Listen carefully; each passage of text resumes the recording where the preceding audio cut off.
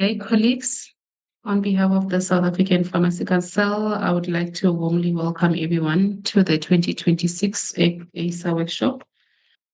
Thank you for taking time to join this session.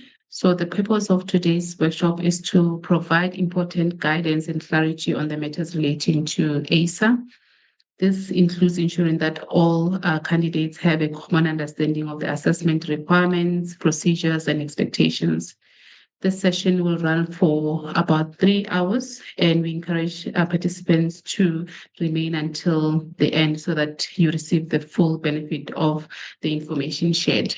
If you want to ask questions, please make use of the question and answer function on either Teams, YouTube, or Facebook. And towards the end of the workshop, you will be requested to complete a survey to confirm your attendance and also to rate the workshop. The presentation will also be made available on the SAPC website where you can view at a later stage.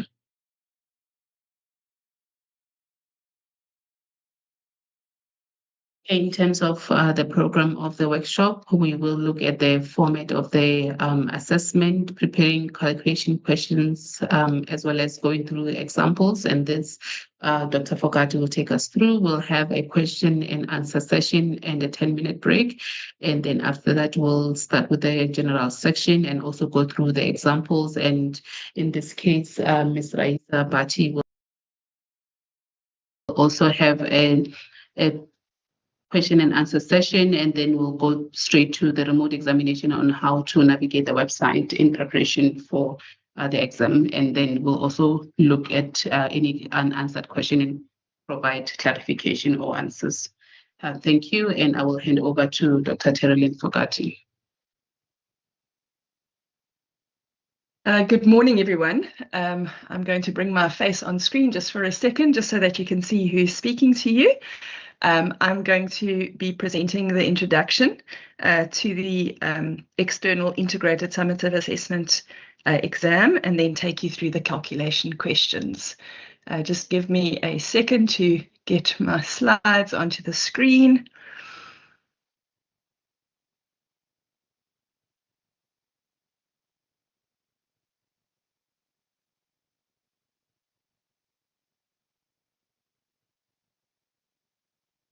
Great. Hopefully you will be able to now see my slides. So as Ms. Mohana has indicated, this is the presentation or the introduction to the External Integrated Summative Assessment for Post-Basic Assistance.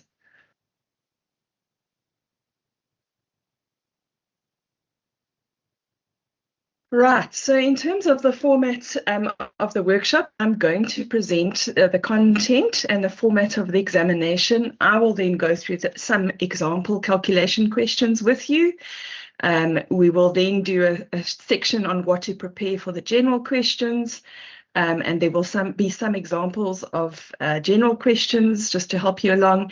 And then Ms. Mohana, as she indicated, will go through how the online examination system works. So as far as the format of the examination is for post-basic assistance, the exam as a whole is made up of 120 multiple choice questions. Of the 120 questions, there are 30 questions that are calculation questions and 90 questions that are general multiple choice questions. What's important to know is that the exam is over 2 days, that you will write your calculation section separately to the general section. So it's not all at one sitting, that there are 2 sittings, one for each section of the exam paper. The overall pass mark of the exam is 50%. And we do not use negative marking. So we encourage learners to answer all of the questions and not to be worried about if you're unsure that marks will be deducted. The exam as a whole is 4 hours and 30 minutes, and that's divided into 2 papers. The calculation paper, which is the 30 multiple choice questions, is 1.5 hours. And the general paper is 3 hours.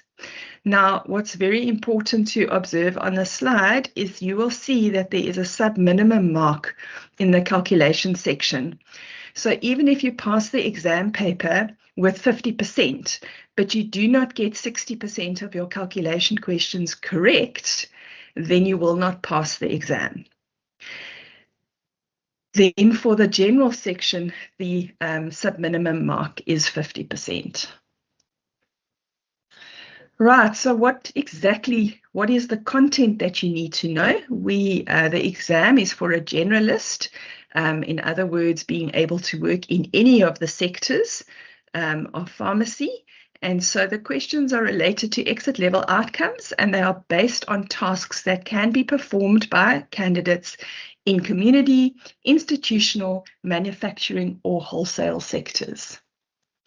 If we look at the different exit level outcomes, those of you that wrote the basic EISA will recognize that it follows a similar pattern in terms of the exit level outcomes, but the level of the questions is for a post-basic pharmacist assistant.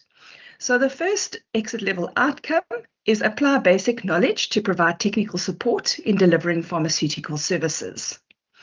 The second exit level outcome is to provide technical support for ordering, managing, dispatch and disposal of medicines, scheduled substances, medical supplies and devices in compliance with good wholesale and distribution practice and legal requirements. So if we had to sum that up into a few words, we would say that exit level outcome 2 deals largely with stock management, ordering and receiving of stock and disposal of stock. Then exit level outcome 3, provide technical support for the manufacture, packaging and repackaging of sterile and non-sterile medicines and scheduled substances in compliance with good manufacturing guidelines under the supervision of a pharmacist. Again, if we had to summarize into a word, exit level outcome focuses on manufacturing of pharmaceuticals, including their packaging and repackaging. Most importantly, for a post-basic assistant, in terms of your scope of practice, it's manufacturing of both sterile and non-sterile medicines.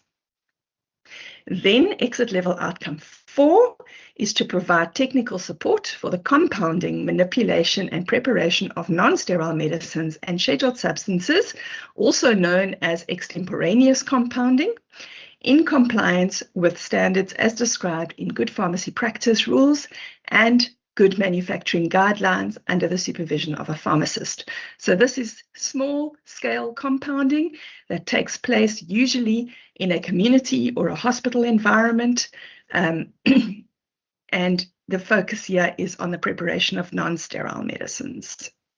Then in exit level outcome 5, the scope of practice of a post-basic assistant allows you to supply medicines to patients, and so the exit level outcome 5 focuses on providing technical support to dispense prescriptions and to sell Schedule 0, 1 and 2 medicines in compliance with legal requirements, including good pharmacy practice standards. So within your scope of practice, exit level 5 covers the dispensing and sale of Schedule 0, 1 and 2 medicines and assisting a pharmacist in dispensing of prescription medicines.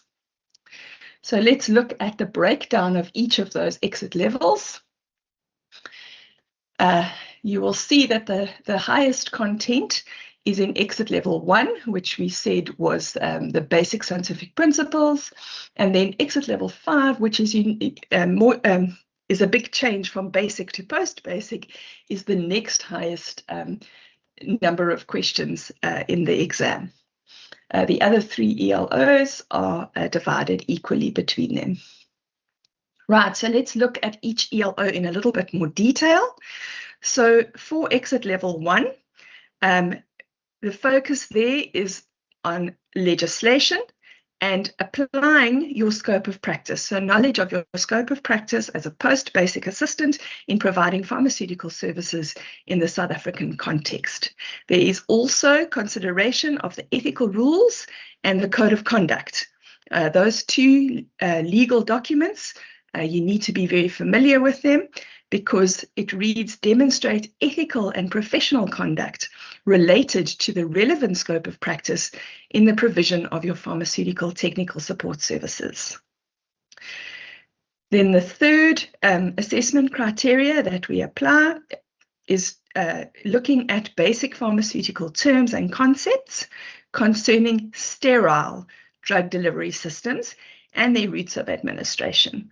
It doesn't mean that we won't ask you questions on non-sterile drug delivery systems, but the focus for the post-basic, or the addition for the post-basic compared to the basic, is that your focus is now on sterile drug delivery systems. Similarly, the next assessment criteria is to apply basic scientific principles to sterile pharmaceutical preparations.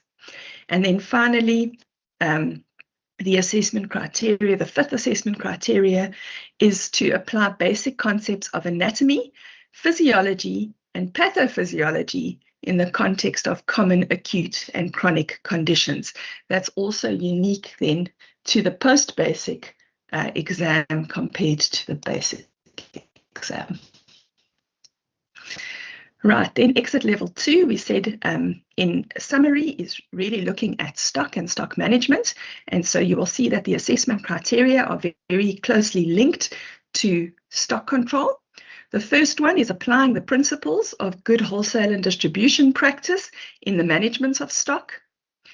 The second assessment criteria is about ordering and management of stock and scheduled substances, including medical devices, appropriate to your scope of practice as a post-basic assistant, according to standard operating procedures, and following the current good manufacturing practice, good pharmacy practice, and good wholesale and distribution practice standards.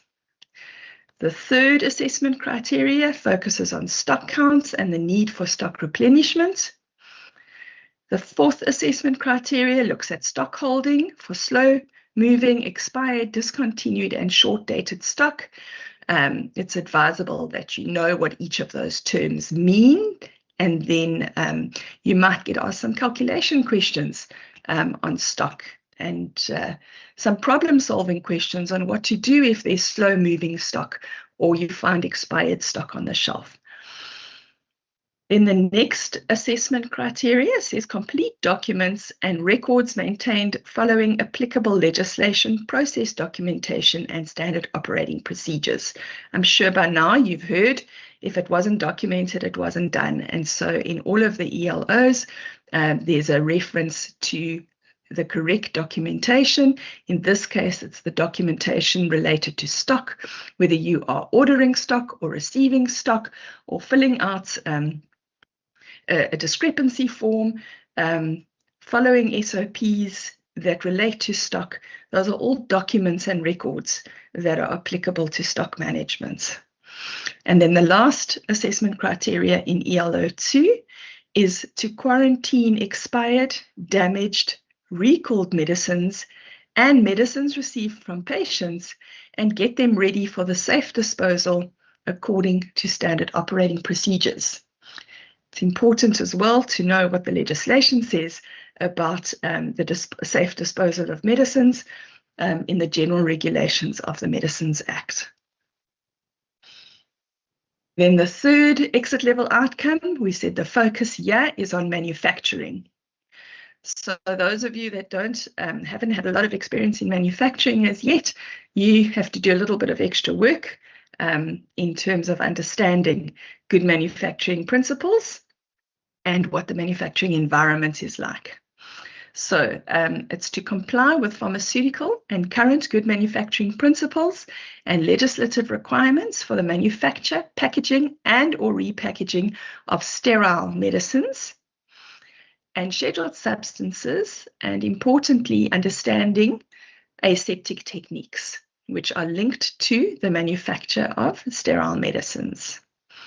Then monitoring and control environmental and storage conditions for materials according to standard operating procedures, selecting and implementing procedures to quarantine products and materials, applying legal and special requirements for scheduled substances under the guidance of a pharmacy technician or pharmacist, control and issue materials, including packaging material, according to procedures, perform in-process control testing and in-process checks, securing labels and ensuring overprinted material is appropriately discarded if unused or damaged or rejected according to standard operating procedures. And then finally, complete all documents and maintain records following current good manufacturing practice guidelines. Right, now we move on to compounding or extemporaneous compounding. Your first assessment criteria is to comply with the principles of good pharmacy practice concerning the compounding of non-sterile and sterile medicines and substances. Secondly, to perform calculations to determine the quantities of ingredients. The third AC is to compound an emulsion and suspension following instructions or formulas and using relevant techniques according to standard operating procedures and other process documentation in accordance with the principles of good manufacturing practice and good pharmacy practice. Then generating records for each of the preparations that are produced during the process, following legal requirements and organizational policies and procedures, ensuring that you know how to check, clean, and sterilize equipment according to standard operating procedures, and that you're able to perform housekeeping activities according to standard operating procedures. Now is the fun ELO. This is the one about dispensing and the sale of Schedule 0, 1, and 2 medicines. Well, to be able to do that, you need to be able to communicate with your patients or caregivers in a professional manner and being sensitive to the patient's needs as well as diversity, treating everybody equally. Prepare prescriptions and dispense them following current legislation, good pharmacy practice, and organizational procedures. It's important to understand that when we say current legislation, we are also referring to your scope of practice. So preparing prescriptions and dispensing them in terms of your scope of practice. Okay, thirdly, obtain, in the case of scheduled medicines, the relevant information and history and decide on a suitable course of action in consultation with the pharmacist, working under supervision of the pharmacist, especially if a patient comes in and asks for a specific medication or comes in with symptoms. It's always important that within your scope of practice, you are consulting with a pharmacist. The fourth assessment criteria is to provide medicines and or appropriate advice according to good pharmacy practice and within your scope of practice. Referring patients and or prescriptions to a pharmacist for further management as required. Maintaining relevant records. I think you might be seeing a pattern here that in each of the ELOs there is a comment about records, or there's an assessment criteria about records. And following legislative requirements. And then promote basic hygiene, infection control, and healthy lifestyle. That speaks to your scope of practice in terms of health promotion.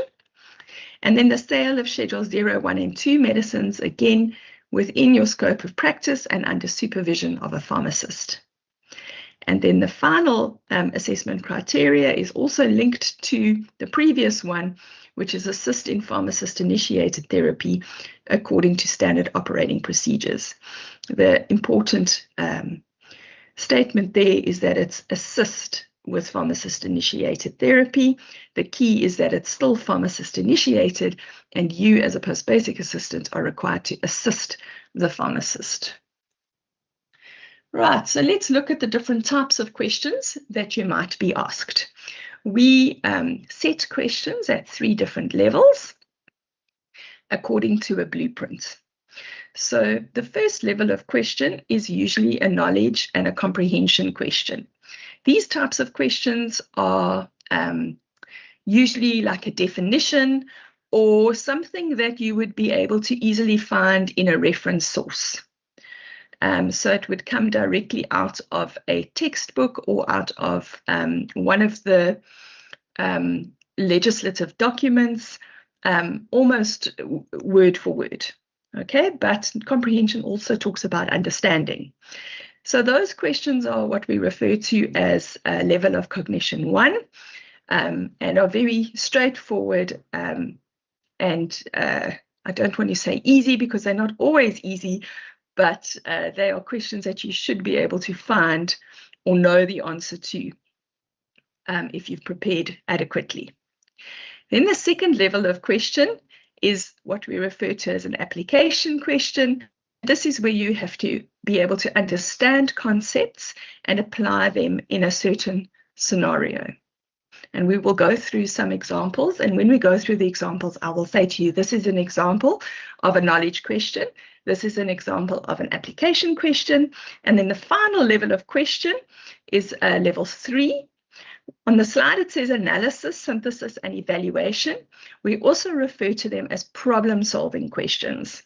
So it means that the question isn't just an understand and apply. It means that you have some information that you now need to also analyze and possibly evaluate to create an answer. Now, it's multiple choice questions, so it's the best possible answer, and you, in a certain scenario, would have to apply the information that you've now analyzed and select the most appropriate action, or depending on the type of question. Usually in a calculation scenario, your level 3 questions would have 2 or 3 steps involved. So they are more complex calculation questions, and we do have an example of that when you do the calculation sample questions. Right, so what do you need to do to prepare? Well, the most important thing is to know when the exam is happening. What is the date and the time of the exam? And then the office will go into more detail about the venue, but are you writing at a council venue, or are you going to write remotely in a space that you have selected as a good space to write an exam? And then also think about what resources you need. Then, when you're preparing, how do you prepare?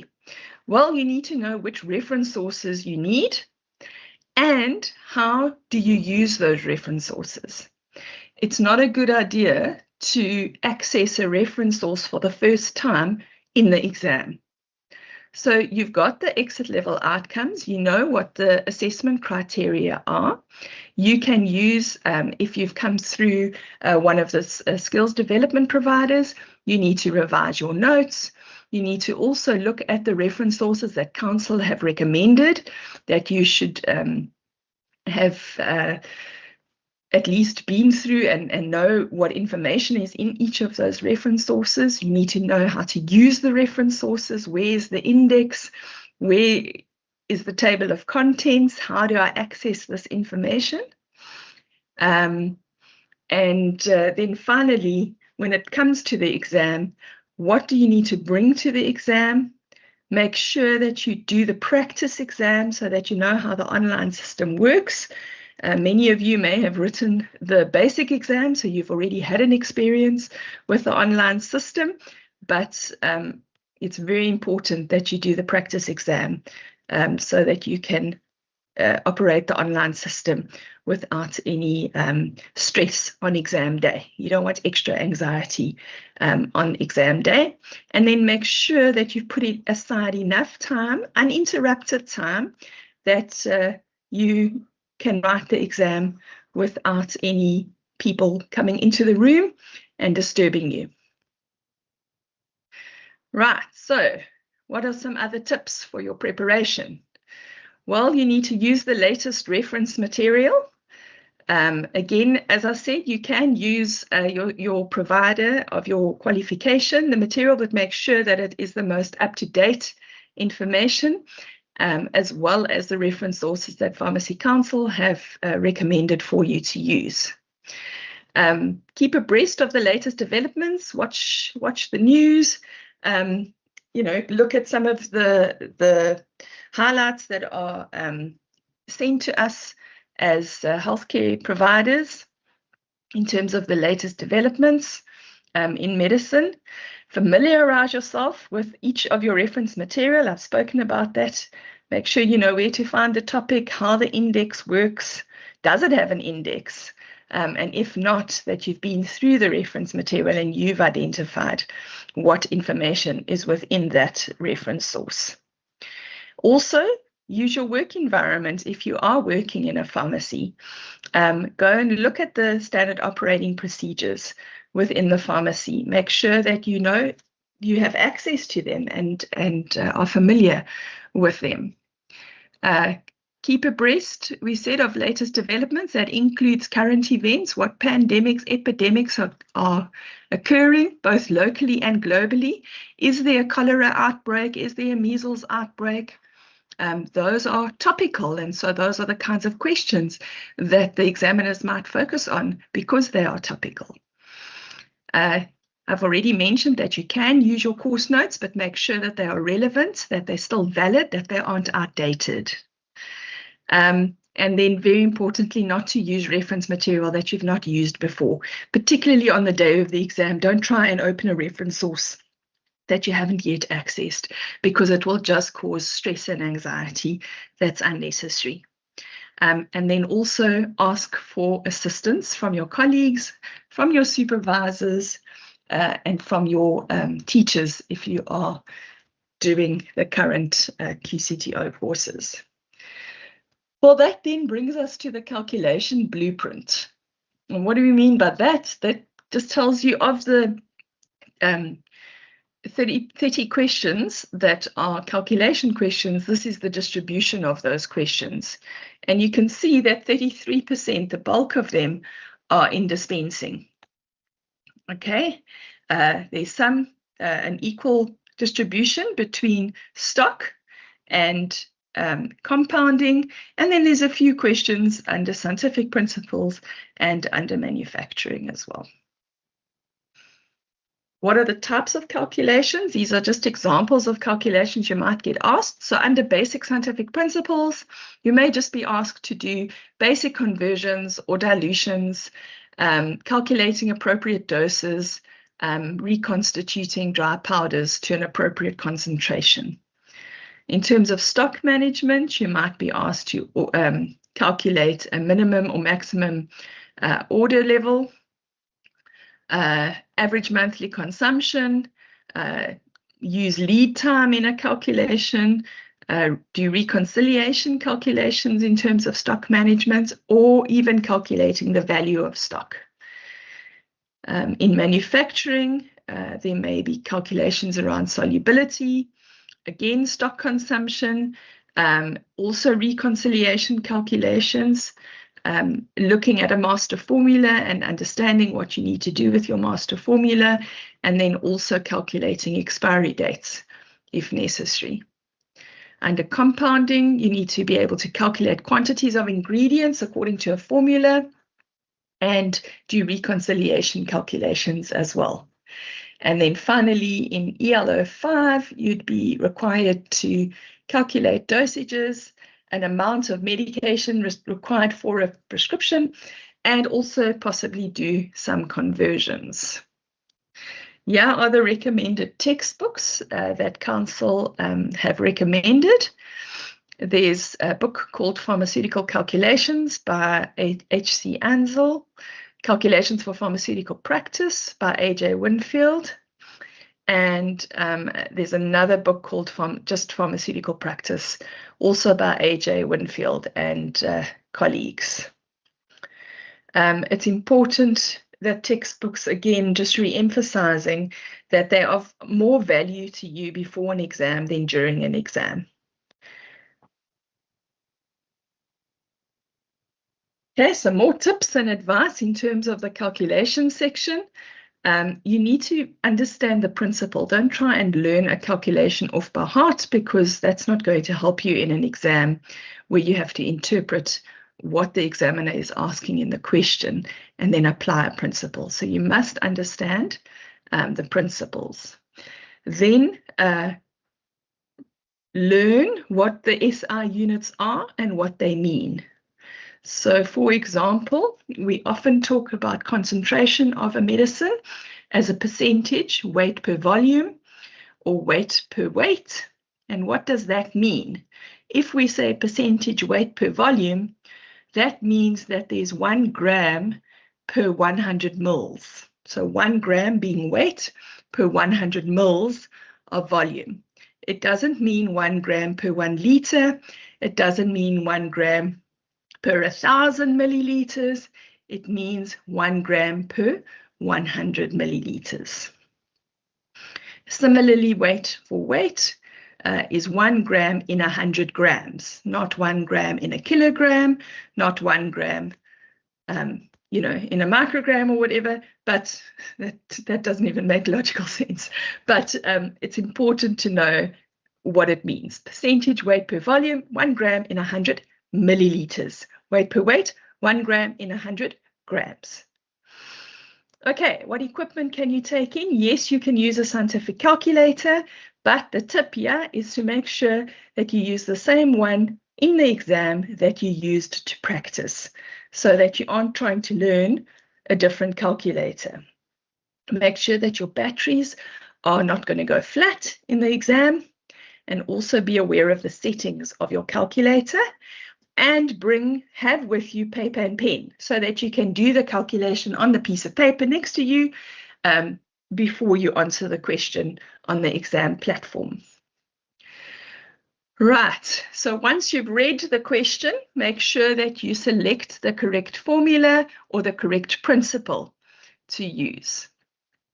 It's very important, especially if you are writing down the calculation question, you're writing down the figures on a piece of paper next to you to be able to do the calculation, that you've transcribed it correctly. In other words, you've copied it from the exam system correctly onto your piece of paper. Always double check. So you look at the exam question, you write it down on the piece of paper, and then you go back to the exam question and make sure that the numbers and figures that are in the question are the same numbers and figures you've written down for your formula. Okay. And then one of the tricks in terms of thinking, getting to an answer and thinking, is this answer correct or incorrect, is to estimate in your mind what you think the range of the answer might be. So when you look at a question, some of you are able to do the calculation almost automatically in your mind, and you will come up with a figure in your mind. And so when you've now calculated on the piece of paper, you've done the calculation, you come up with an answer, does it match that estimate you have in your mind? Or is it completely out of range? And if it's completely out of range, well, then maybe you've made a mistake. And so you must double check. Always double check your calculation answers. Okay. Right, so this again is just a reminder. Hopefully you all know this, but we find that this is one of the biggest weaknesses and why students don't do well in the calculation section is because they are not observant of the units, or they don't know whether they must multiply or divide. So if we look at what we have on the screen, we've got micrograms, milligrams, grams, and kilograms. If you are converting from micrograms to milligrams, in other words, your unit is getting larger, you will divide by 1,000 each unit that you move up. So if you're going from micrograms to milligrams, you're going to divide by 1,000. So 1 microgram is the same as 0.001 milligrams, because I've now divided by 1,000. Likewise, if you go from milligrams to grams, you also divide by 1,000, and grams to kilograms, again, you divide. But when you're going from a larger unit to a smaller unit, you're going to multiply. 1 kilogram is the same as 1,000 grams. 1 gram is the same as 1,000 milligrams. Multiply by 1,000. Now, in your calculation question, it's important that you work within the same unit. So if you notice in the calculation question that there are milligrams and grams in the same question, you have to convert one of those values so that you're working both either in grams or both values are in milligrams. Okay, so when you read a calculation question, always check your units and start with your conversion then already.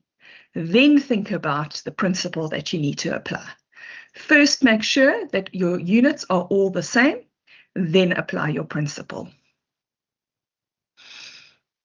Okay, so this is weight, obviously, but the same applies to volume. So between microliters, milliliters, liters, and kiloliters, as you go from a smaller volume to a larger volume, you divide by 1,000 for each unit that you move up. And from large units to smaller units, you're going to multiply. So 1 liter is the same as 1,000 milliliters. But 1 milliliter, if I go from milliliter to liter, I'm dividing. So 1 milliliter is the same as 0,001 liters.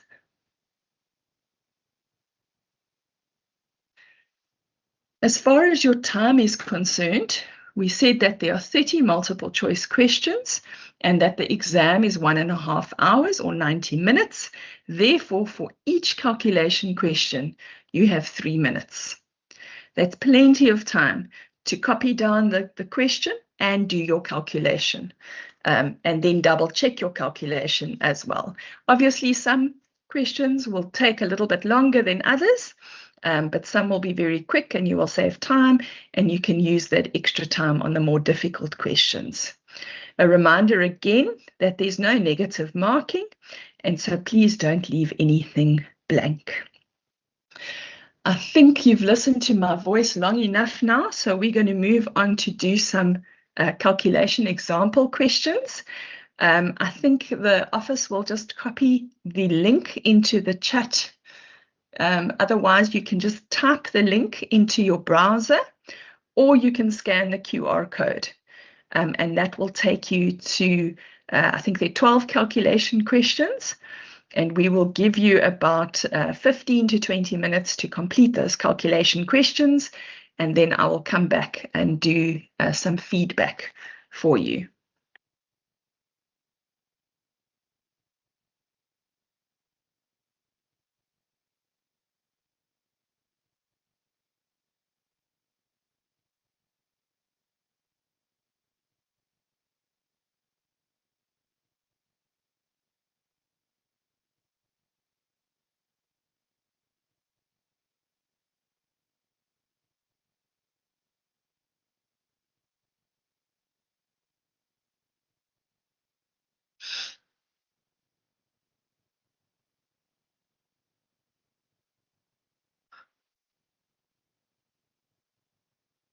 I'll just leave the QR code on the screen for a short while so you can access the exam or the sample questions.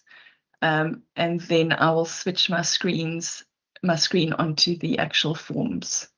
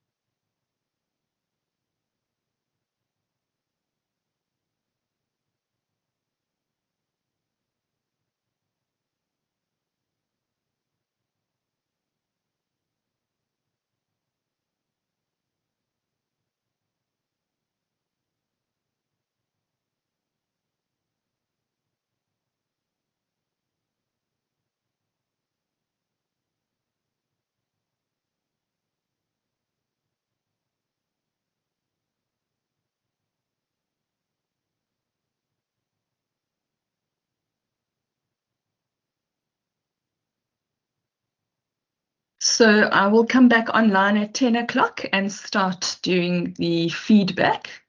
That gives you 18 minutes to get through the 12 questions.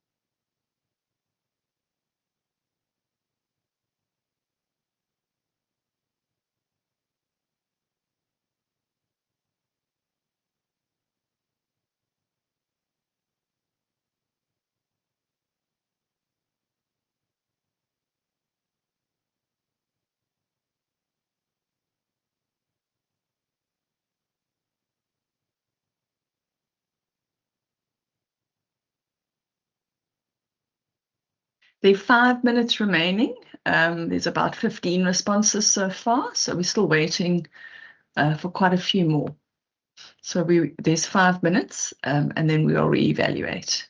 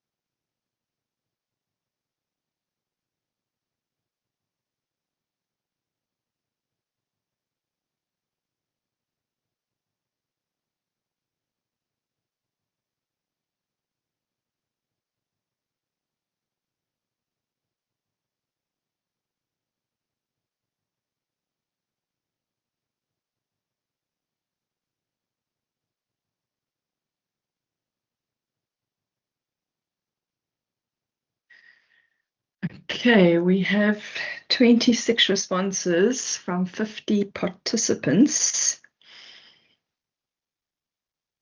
think I'm going to just wait another few minutes, and then we will definitely do feedback at 10:05.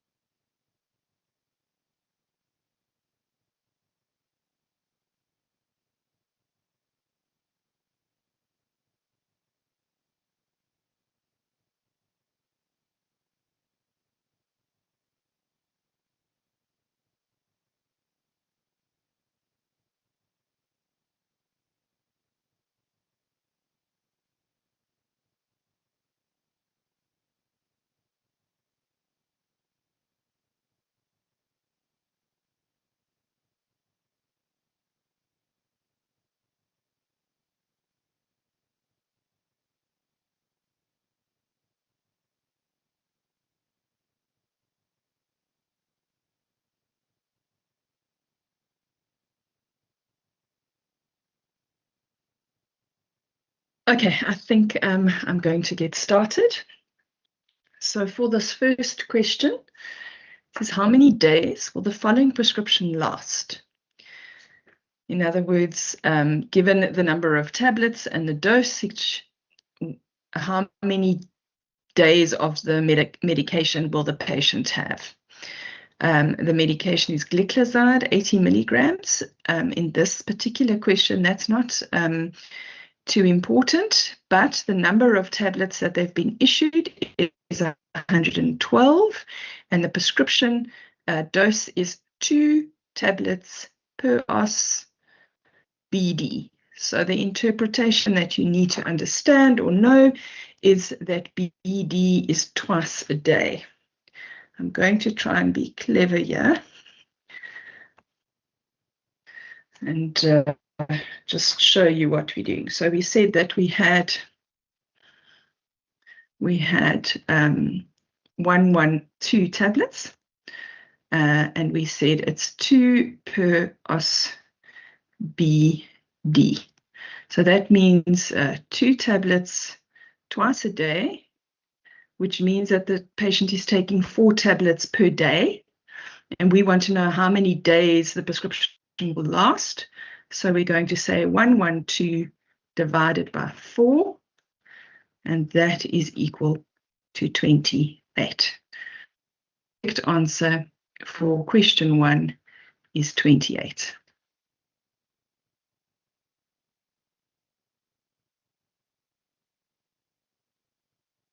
Okay, let's move on to question 2.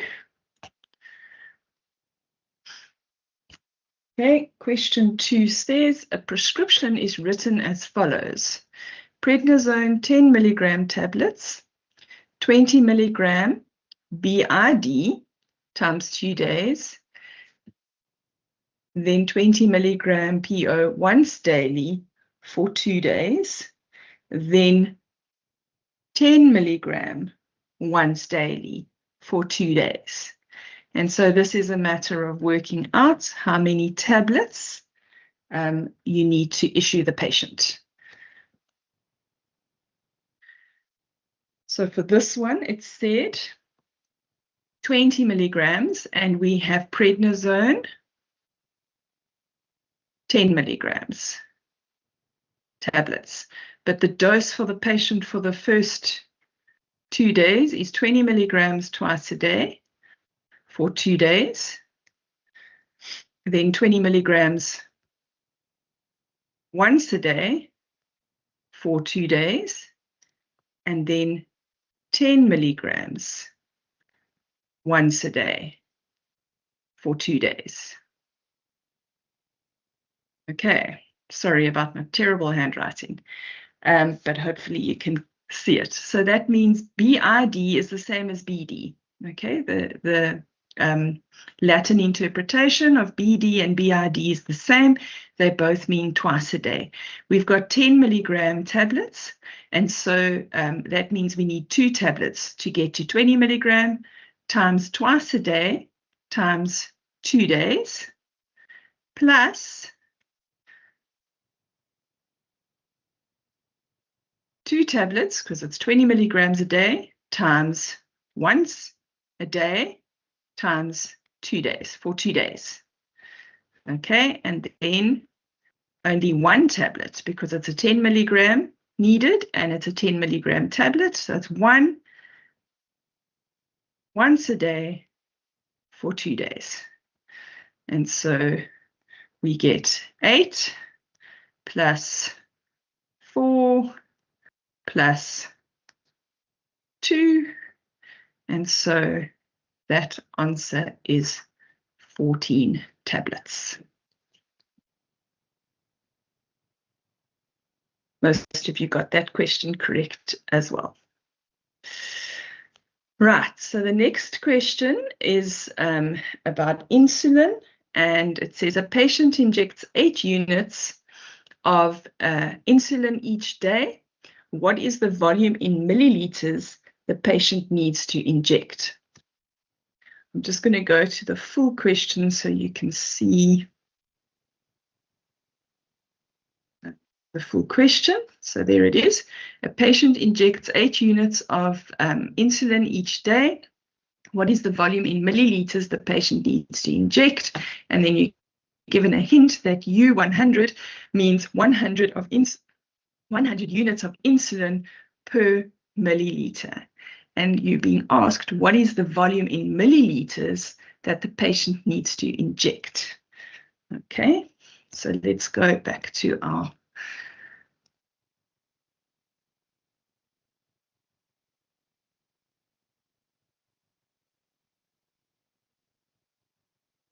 too much writing on this one.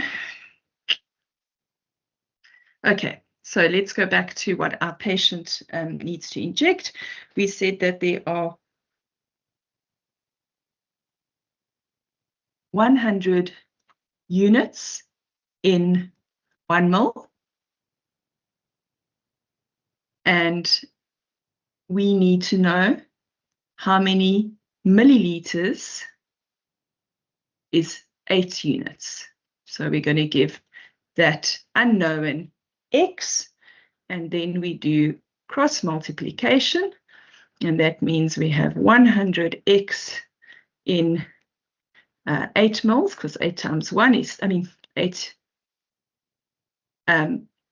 times 1 is 8, And so X is equal to 8 divided by 100, which is equal to 0.08 mils.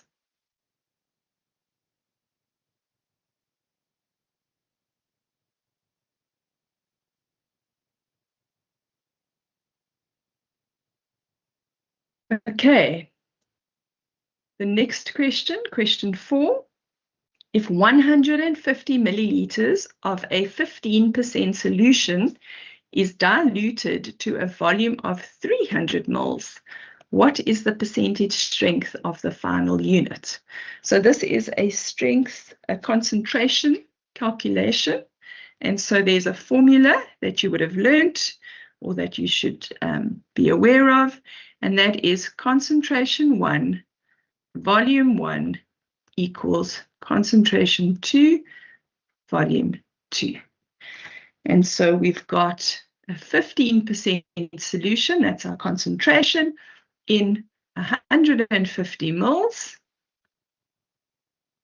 And we are wanting to know what is the concentration if we dilute it in, if the final volume is 300 moles. And so 15 times 150 is 2250. 300x. We divide each side by 300. And so our final number then, x equals 7.5%.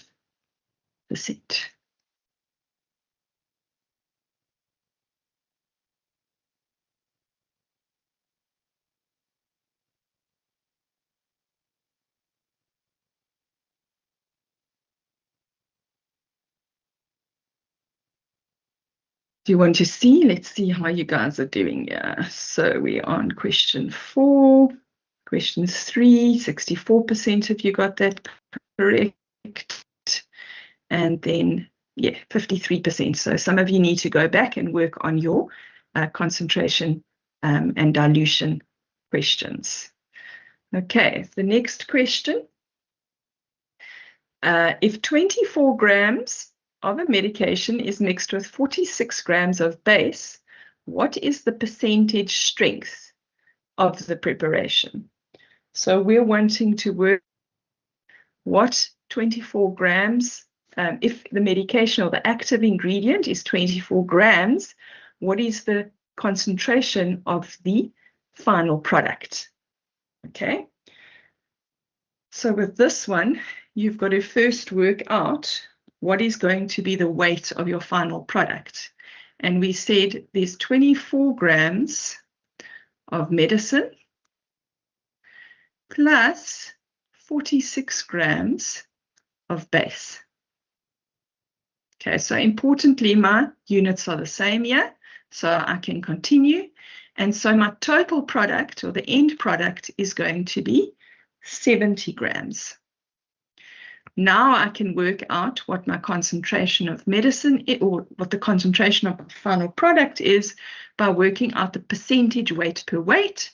So I've got 24 grams of my medicine in my final product, which is 70 grams. And to get the percentage, I must multiply by 100. And that gives you 34.29%, or if it's rounded up in the decimal, it'll be 34.3%. Okay, only a small percentage of you got that one right. So perhaps what you didn't do was add the 24 and the 46. Perhaps all you did is say 24 divided by 46. Remember that you're working with a final product. And so you need to know the weight of your final product to be able to calculate the percentage strength.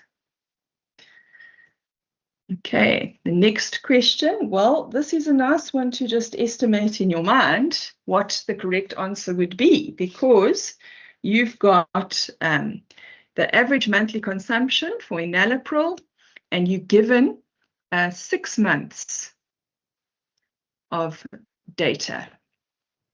So if we look here, we've got the average monthly consumption for enalapril, 10 milligram 28, if the stock card indicates the following usage. You've got January, February, March, April, May, and June, that's 6 months. And then you've got 24, 22, 28, 24, 26, 20. So your answer should be kind of more or less between 22 and 24 if you were estimating in your mind. Okay, this question I'm not going to show you because it's very straightforward. You add up all your numbers and you should get to 144. And then you divide by the number of months, which is 6. And so your final answer for this one should be 24. I've opened the wrong one now. And I think that most of you did get that one. Yes, 92% of you got that correct. Okay, let's see what happened here at question 7. Right, okay. Not bad, that's very good. Let's go. Which of the following weight in milligrams is equivalent to 2,750 micrograms? So you're asking for a weight that is bigger than the micrograms, which means that you need to divide by 1,000. It's 1 unit bigger. Milligrams is 1 unit bigger than micrograms. I'm going to divide by 1,000. And so if you divide by 1,000, if my decimal was here after the 0, I'd move it up 3 spaces, 1, 2, 3 zeros, and your answer is 2.75 milligrams. Right, then the next question, question 8.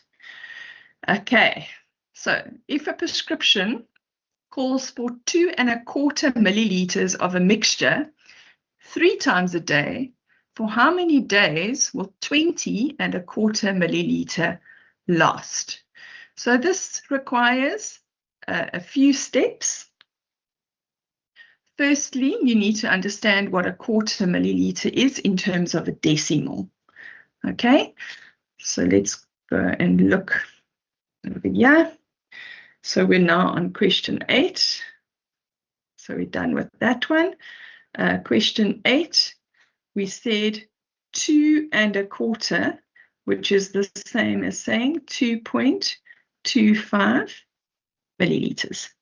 Okay, 3 times a day, which is equal to 6.75 milliliters. But you've been given 20¼ which is the same as 20.25. Now we have to say 20.25 divided by 6.75, and your answer is going to be 3. 3 days.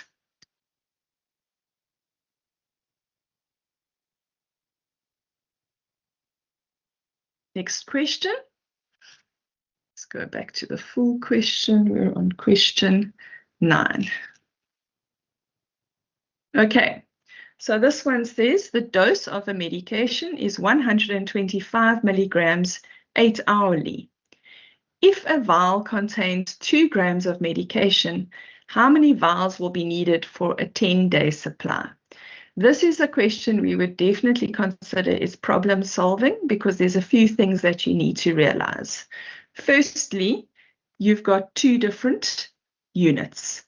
You've got milligrams and grams. So you have to convert one of them so that you're working with the same unit. You can decide if you want to convert milligrams to grams or grams to milligrams. You should get the same answer. The second thing you need to understand is that a vial cannot be issued in parts. Okay, so this question will require you to round up in terms of the number of vials that will be needed. So let's go and do the calculation.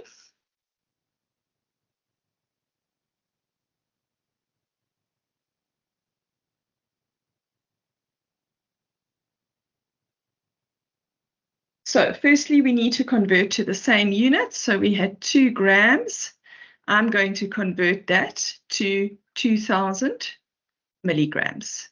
Okay, I'm going from a large to a small. And then we said it was 8 hourly. So what does that mean? In 24 hours, that is 3 doses. Okay, so we had 125 milligrams 3 times a day. Okay, that's our 3 doses. And so that was 375 milligrams per day. But I need medication for 10 days. And so that means I need 3,750 milligrams in total. I've got, per vial, I've got 2,000 milligrams. So I do 3,750, which is the total that I need, divided by 2,000. And you're going to get a decimal, right? You're going to get 1.875. But you can't issue 1.875 vials. You can't round down to 1 because then the patient won't have enough medication for 10 days. And so you have to round up to 2 vials. Okay. So can you see how that would constitute a problem-solving question? First, you've got to convert grams to milligrams. You've got to realize that 8 hourly means 3 times a day. You then work out your daily dose. Then you work out your total dose. Then you have to realize I've got a decimal now. Which way am I going to round it? Am I going to give the patient 1 vial or 2 vials? And you round up to 2 vials.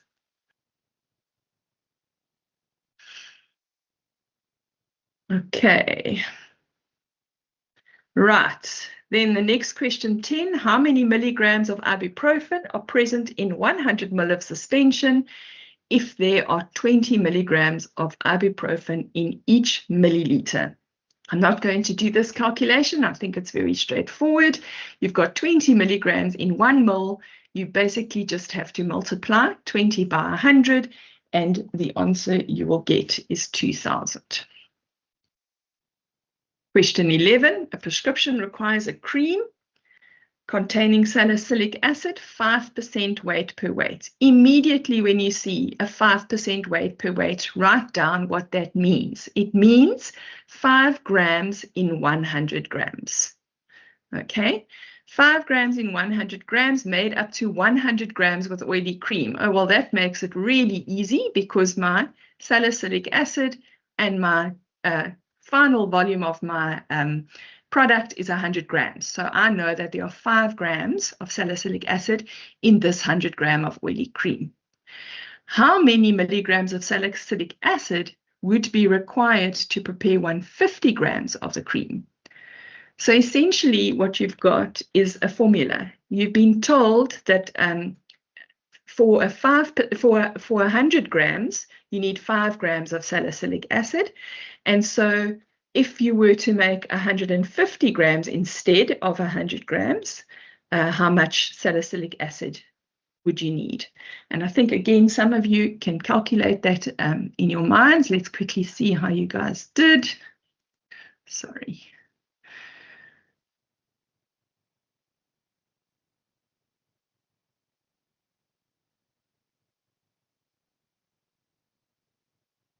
Okay, great.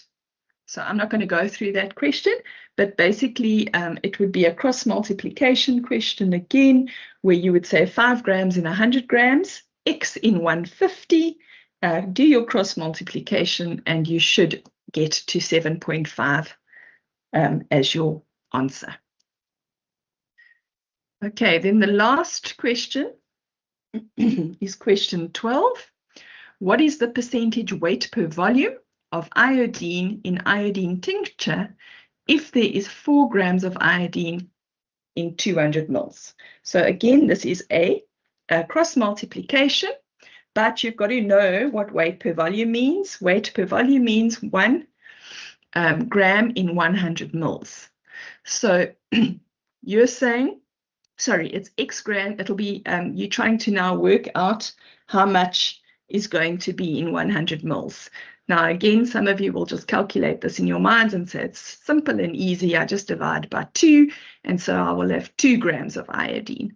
But if you want the full calculation, you're going to say 4 grams in 200 mil, so X grams in 100 mil. Do your cross multiplication, and your answer will be 2.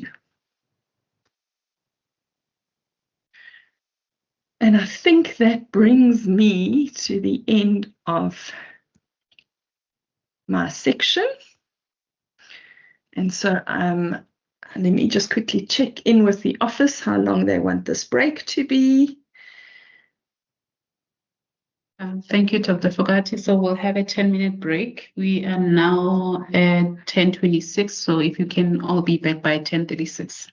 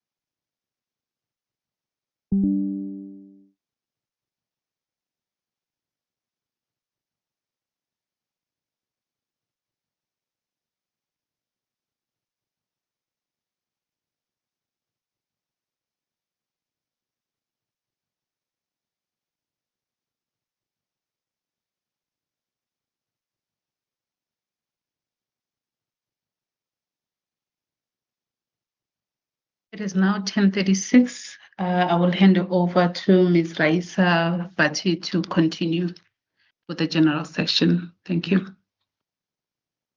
Thank you. Good morning, everyone. I just need a moment to share my screen.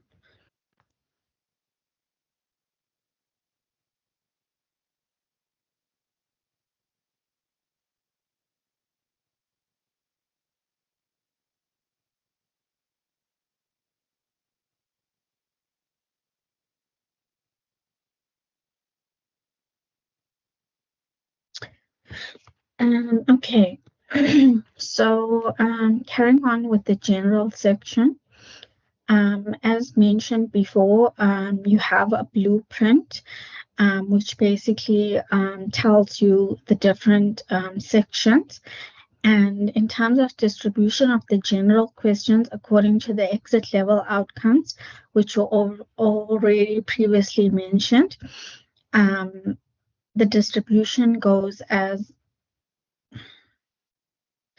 EL01 is 36%, EL02 is 13%, 3 is 16%, 4 is 13%, and 5 is 22%. Okay, so what reference materials can you use? You are allowed to use books, PDF copies which were downloaded or printed, as well as online references from the online platform. So you can't just go to any website and search up information. You need to make sure that the references you're using are applicable to the South African context and is up to date. Remember, things constantly change, legislation changes, so you need to make sure you have the latest information. So things like Martindale, MIMS, and the Department of Health can be used as references. So what references can you use? So we already said that you can use online PDF references like the email, STG, Primary Healthcare, Pediatric and Hospital, Good Pharmacy Practice Manual and associated rules, the Essay Guide to Good Manufacturing Practice, as well as the Pharmacy Act and the Medicines and Related Substance Control Act. So remember, you need to remember that it must be current or the latest version. You can also consider using online apps like EM Guidance, EML Guide, as well as MSD Manual. So in terms of electronic references, if you are on the SAPC website, before you even log in, you will find these icons that are on the top.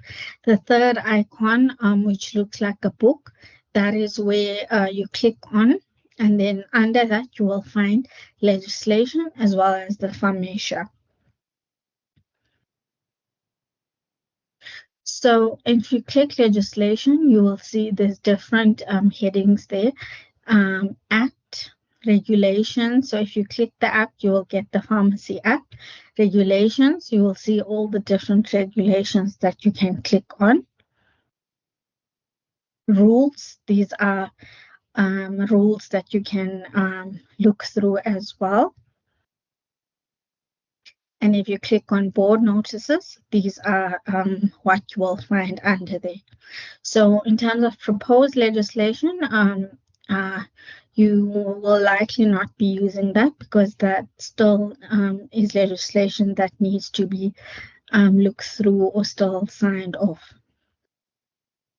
So how to use the reference materials. So in terms of books, you need to learn how to use each reference material. So you need to know where is the index, what information can I find in each reference material. So tips is that more is not necessarily better. So it doesn't mean if you have many textbooks, it's going to be helpful. And as mentioned before, avoid using a book that you have never used before because you will just end up confusing yourself. In terms of using notes from the university, it may help or may not, but remember it needs to be valid. Online, we went through what you can use. You need to familiarize yourself with the online references. It's helpful to download them before an exam because during the exam, you allocated certain time, so it can become time consuming to search for those things. You can also visit the websites to familiarize yourself, which is the SAPC and the SAPRA website.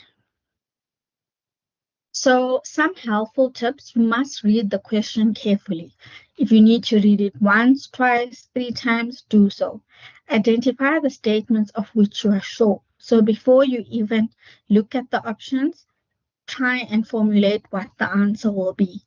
Confirm. You can use the references if you are unsure. So if you cannot complete a question, it's better to carry on instead of wasting time on it and rather come back towards the end of the exam. So you will find certain words that might be highlighted or in capital letters. Apologies. True, is, and correct. That means whatever they're asking you, you are looking for the correct answer. So normally we avoid trying to use words like except, false, or not, and incorrect. However, if you might come across this, it means you are looking for the incorrect answer. If the question says most appropriate, it implies that more than one answer is possible. So you need to select the most inclusive answer. So more than one might be correct, but you need to make sure that it's the most appropriate answer. In terms of time management, you need to make sure you maximize your time. You'll have 180 minutes, 90 MCQs, 4 options per MCQ. So it's about approximately 2 minutes per question. Remember, there is no negative marking, so do not leave anything blank. Try your best to answer all the questions. All right, then we come to some examples that you can do, and then we'll go through the answers. So here's the link. If you can please click on the link or scan the QR code. If I may request the office to please paste the link in the chat so they can access it. And then I will give you 10 minutes to answer this, and then we will go through the answers. Thank you.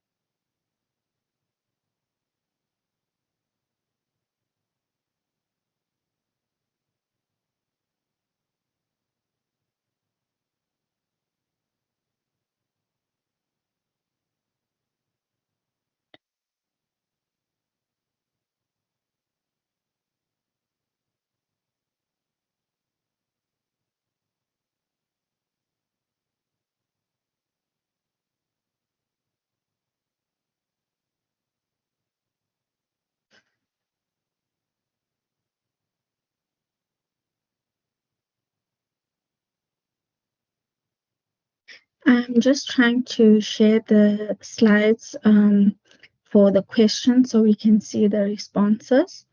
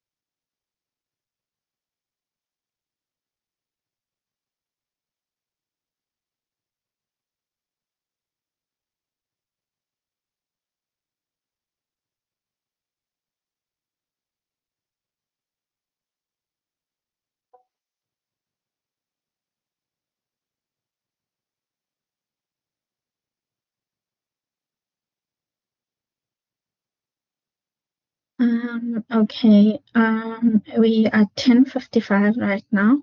I'm just going to give it another 2 minutes or so. We have around 28 responses, and then we'll go through the answers. Thank you.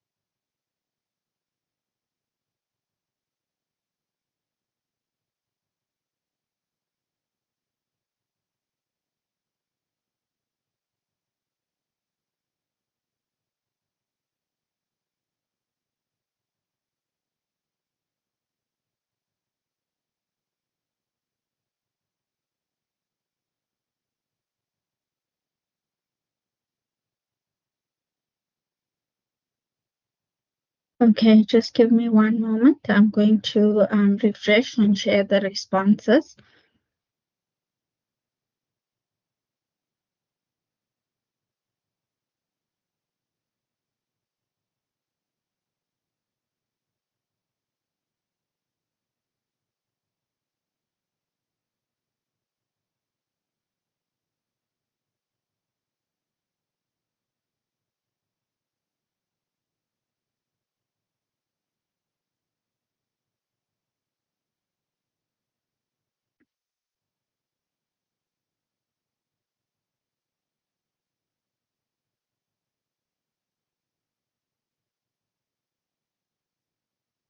Okay, I see we have about 34 responses, so we can go through the answers. To check the responses. Okay, so basically the first question was asking you which of the following measures will be most effective to ensure that the temperatures in a medication storeroom will remain favorable for the storage of medications. So in terms of the responses, I see that 100% got it correct, which was installing air conditioners to regulate temperature. So the other options were painting the walls black, which is incorrect, installing heaters, we wouldn't want that, and leaving the windows open, which we did not want because we need to have it at a regulated temperature. So that was correct. Well done for that.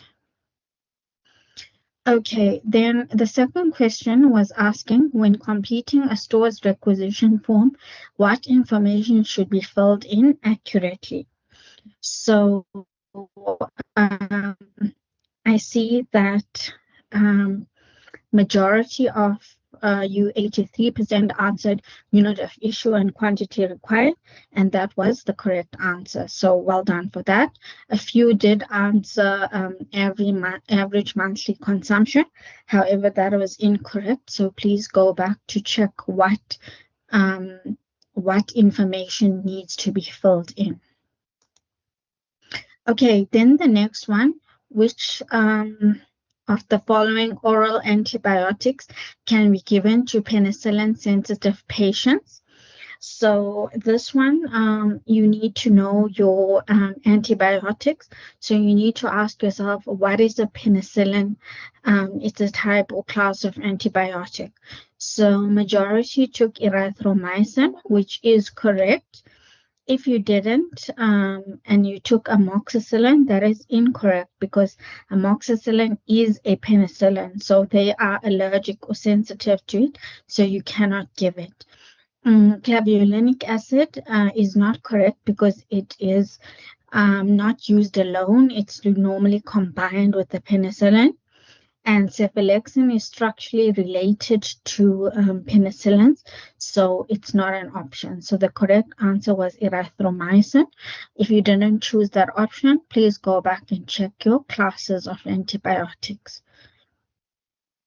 Okay, then it says a pharmacist assistant post-basic is asked to prepare a chemotherapy infusion. Which statement is correct? So you need to ask yourself, what is a chemotherapy infusion? So chemotherapy has to do with cancer, and if it's an infusion, it needs to be a sterile product. So you need to know, according to your scope of practice, what can you actually do. So I see 55% took it may be performed under the direct supervision of a pharmacist. And that is correct. So some say it's not within the scope, which is incorrect. So you need to know your scope of practice. You can perform this, but it needs to be under direct supervision of a pharmacist.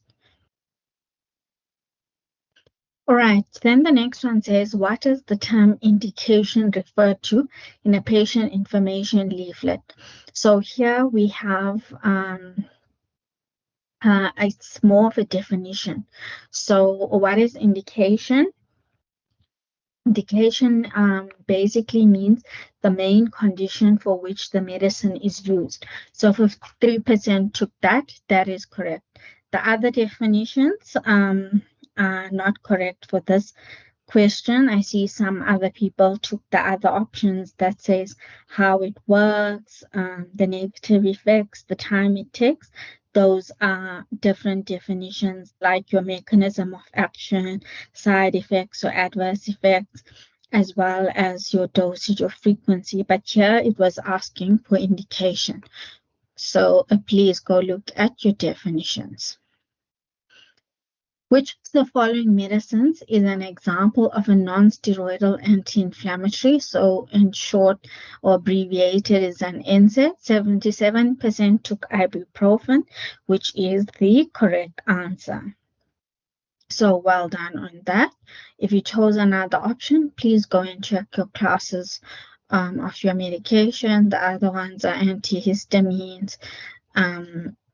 So rather go and check the classes. All right, which of the following items may not be sold in a community pharmacy? So 97% took vape devices, which is actually correct.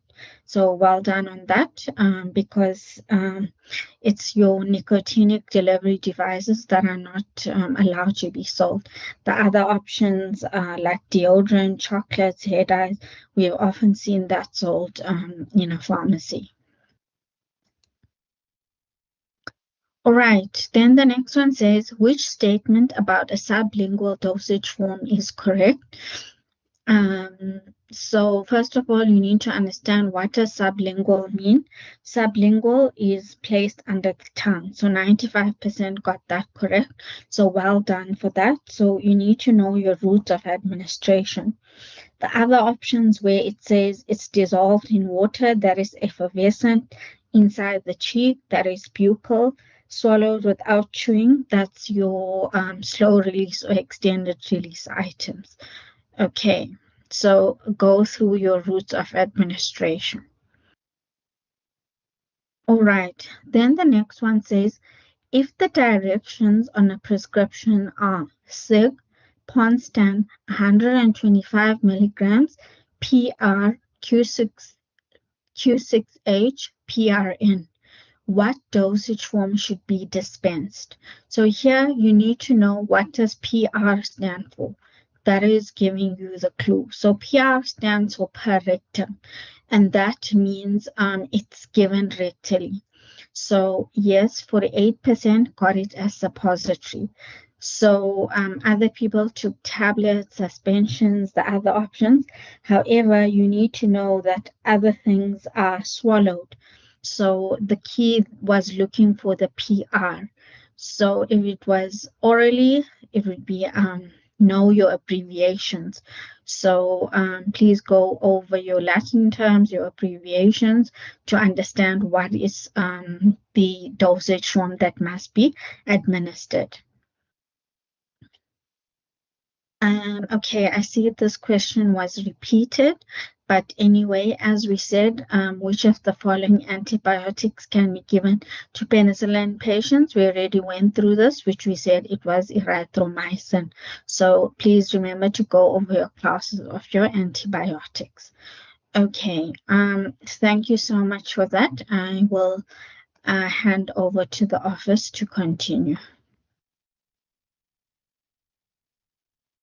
Thank you, Ms. Batsy. I think we can just have a 4-minute break before we move to looking now at preparation for the remote examination, just to give you time to breathe or have a tea break. Thank you. So if you can all be back by 11:10.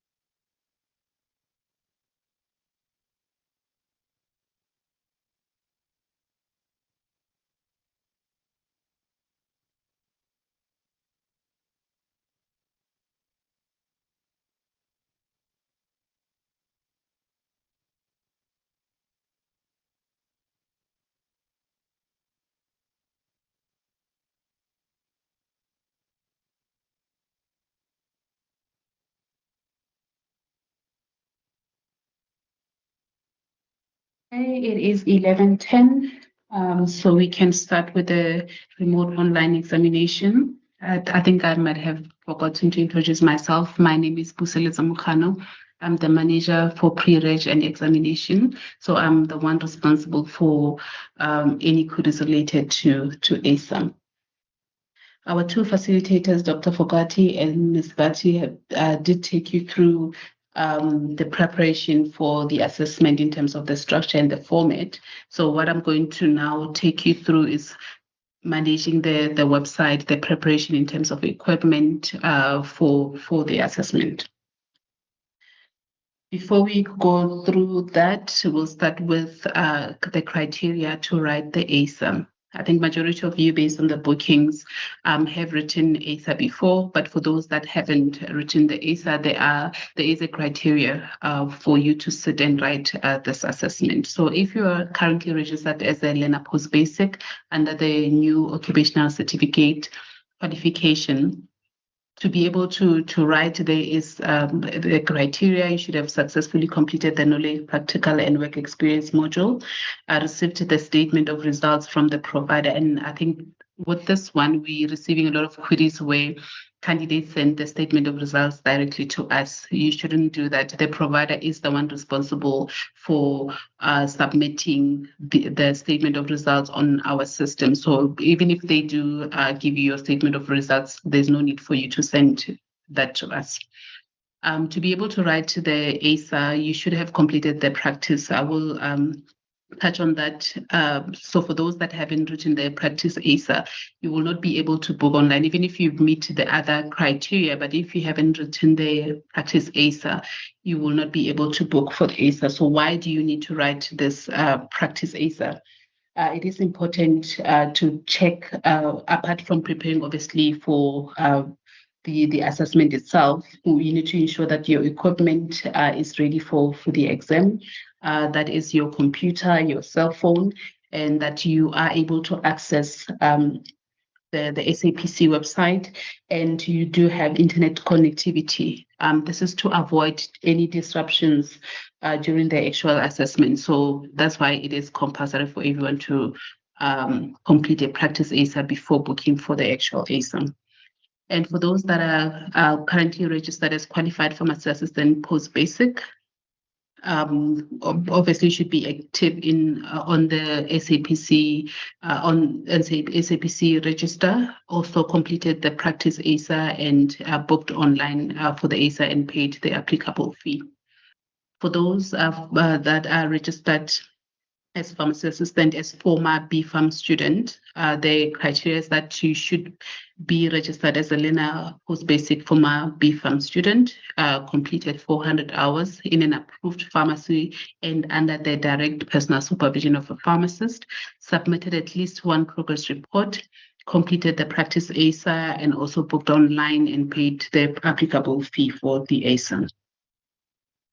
So in terms of the booking process, all the bookings are done online. So you can't send us an email. Even if you have paid your booking fee, you still have to go online and book. So it's not automatic that once you paid, you are booked.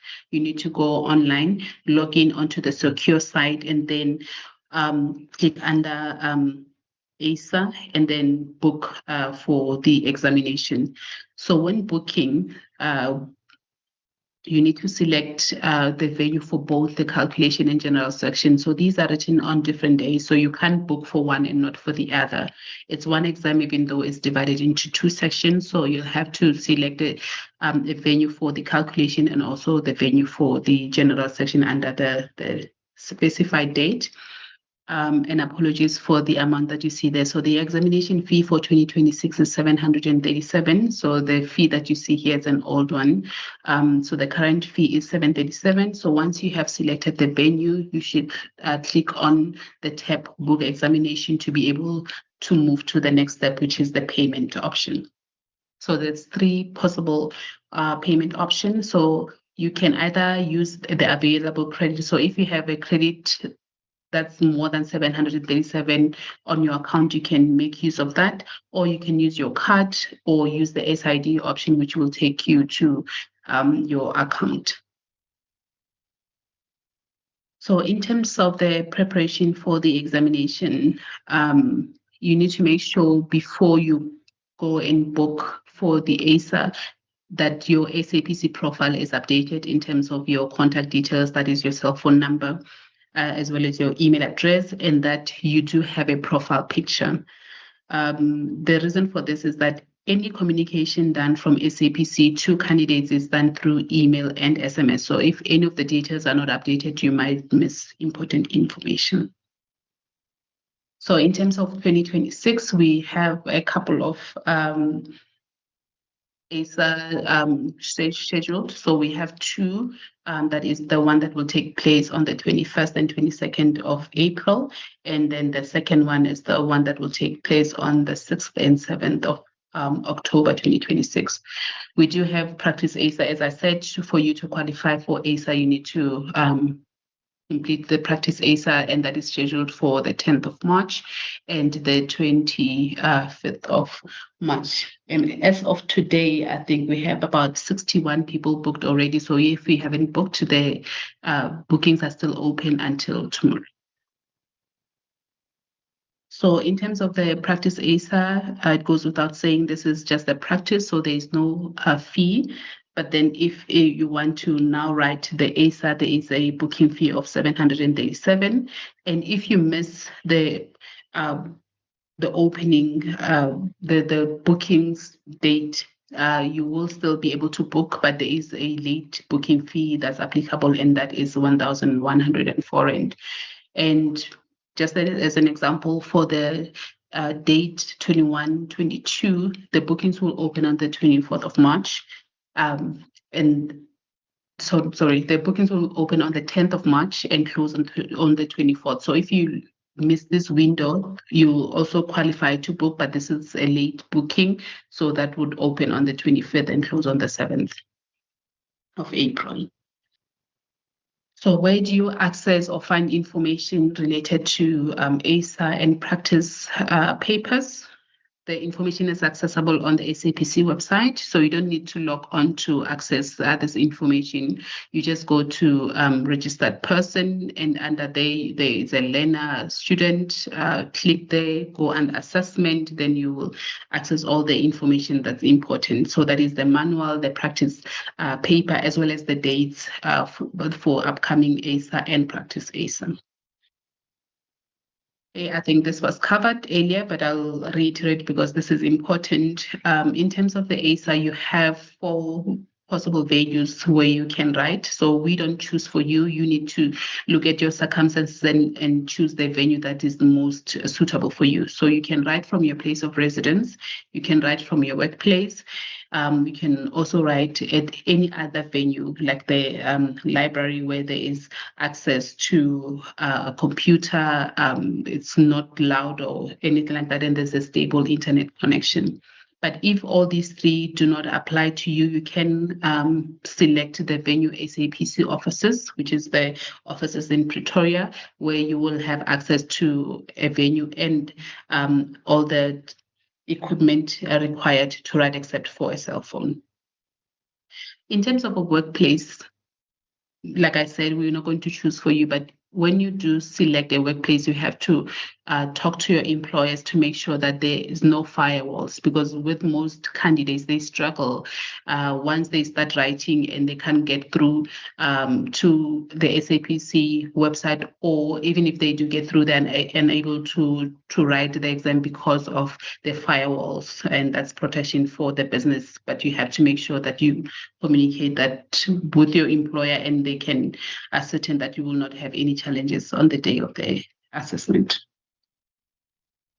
Okay, with remote examination, I think Dr. Fogadi did touch on this. You need to make sure that you write at a quiet and a suitable place, and where you have enough space for your references as well as the device.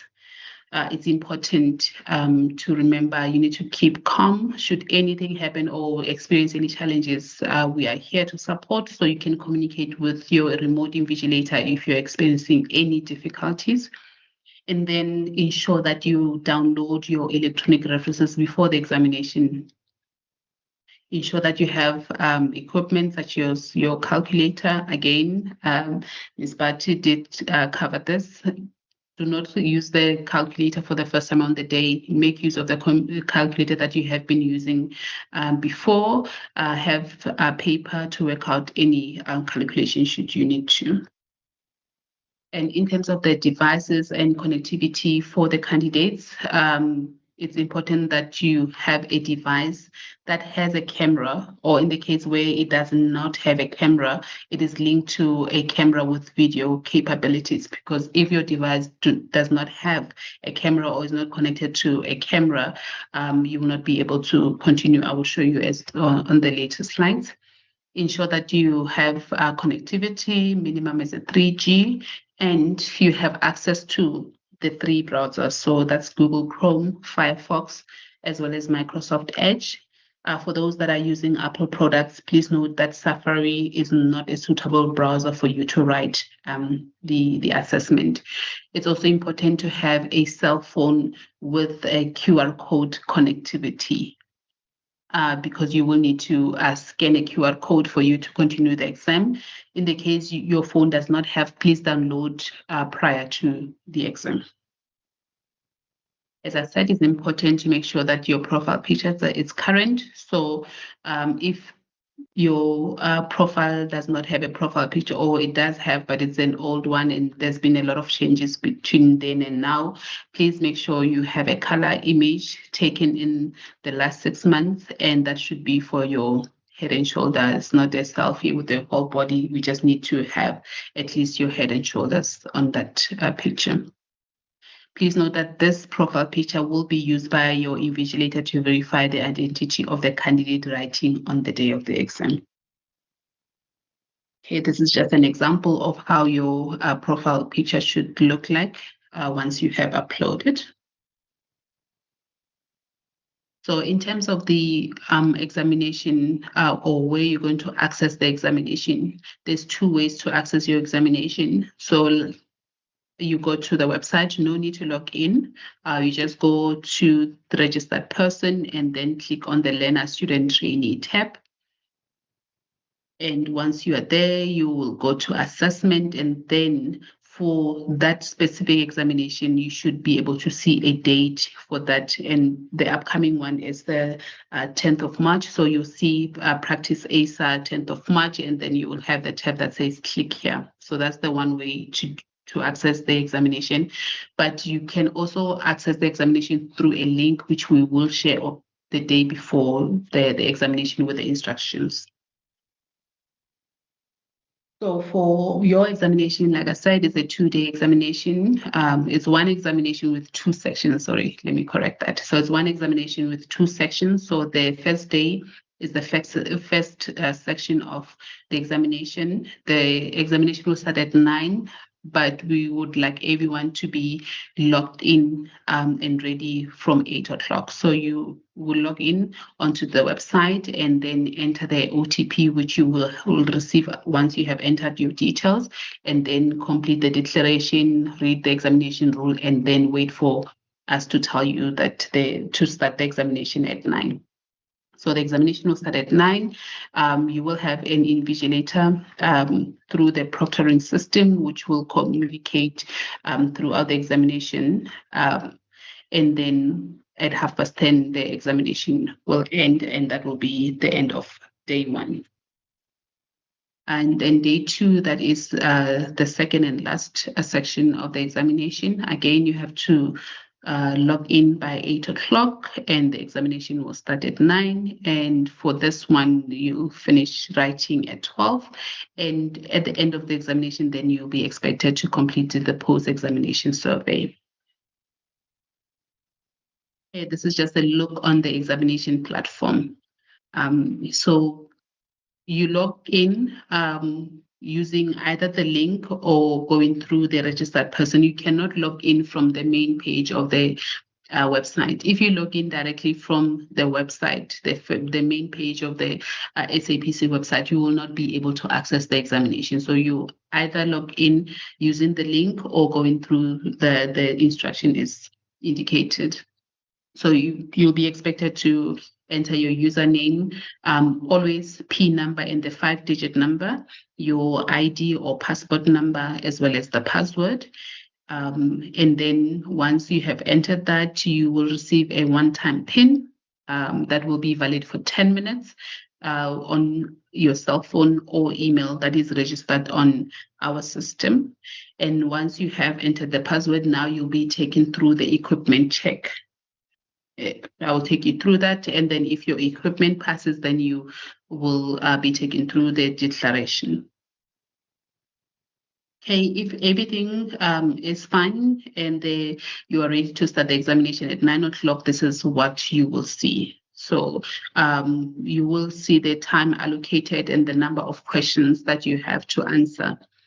And for every question, you only be able to see one question at a time. You can't see all questions on the screen. You only have one question displayed. You will select your option, then you'll be able to see the next question. And once you're done, and that will be on day 2, there will be an examination survey and the exam will be.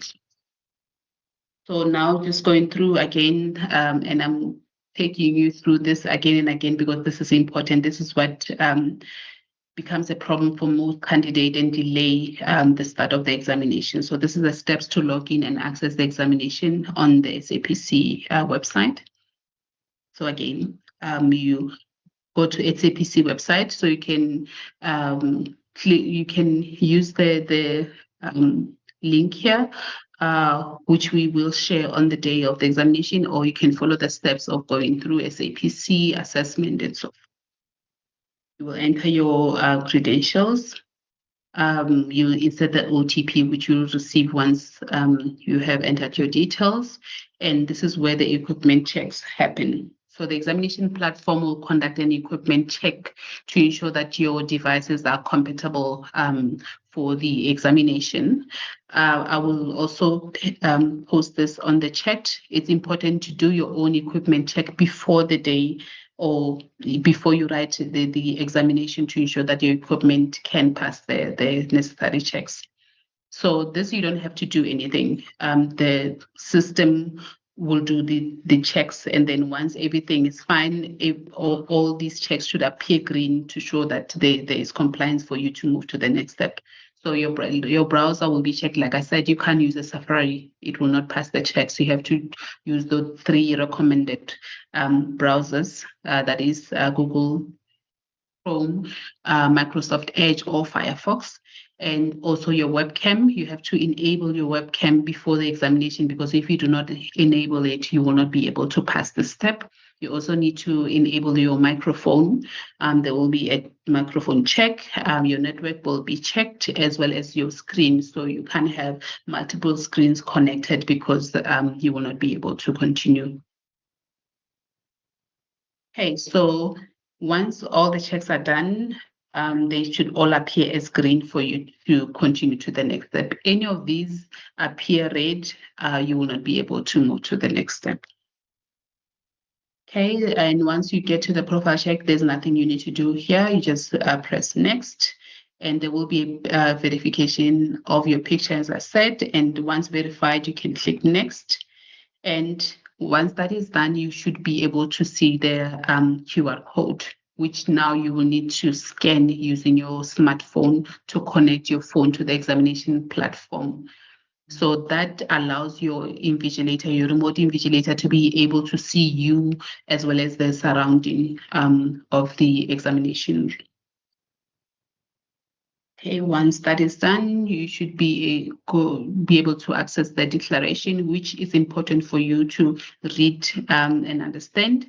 So the first one is that you are writing the examination at the place stipulated on your booking, and that you're not sitting next to or in close proximity with other candidates, unless if you're writing here the SAPC offices where there's invigilators there.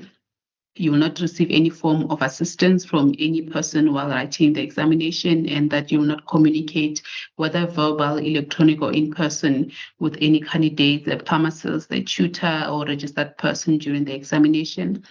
You only use the references permitted in the examination. You will not give assistance to any other person, and you will not share, copy, or discuss the examination with any person during or after the examination. And you will inform counsel if you are aware of any person or candidate that is contravening the code of conduct. So once you have read and accepted this, you should be able to start the examination. So you can't start the examination until or before the scheduled time, which is 9 o'clock. And then once you are done with the examination, then you will be taken to this page. This is the declaration, then another declaration, but this is at the end of the examination. We can read through this. It's important to read and understand before you accept. And this is just the messages you might come across while you're trying to log in into the examination. Like to adjust your date and time, it is important to make sure that your date and time is adjusted to the time zone of Pharmacy Council or of South Africa. So you have, if you're writing outside of the country, you have to adjust the time to the South African date and time. Also, you might see this, live proctoring not connected. So it means you're not connected to the live proctoring system. And if this is not corrected, then you will be disconnected from the actual examination. And if you attempt to start the examination before the time, you will get to this error that the examination has not started, and you should wait for invigilator to start the examination.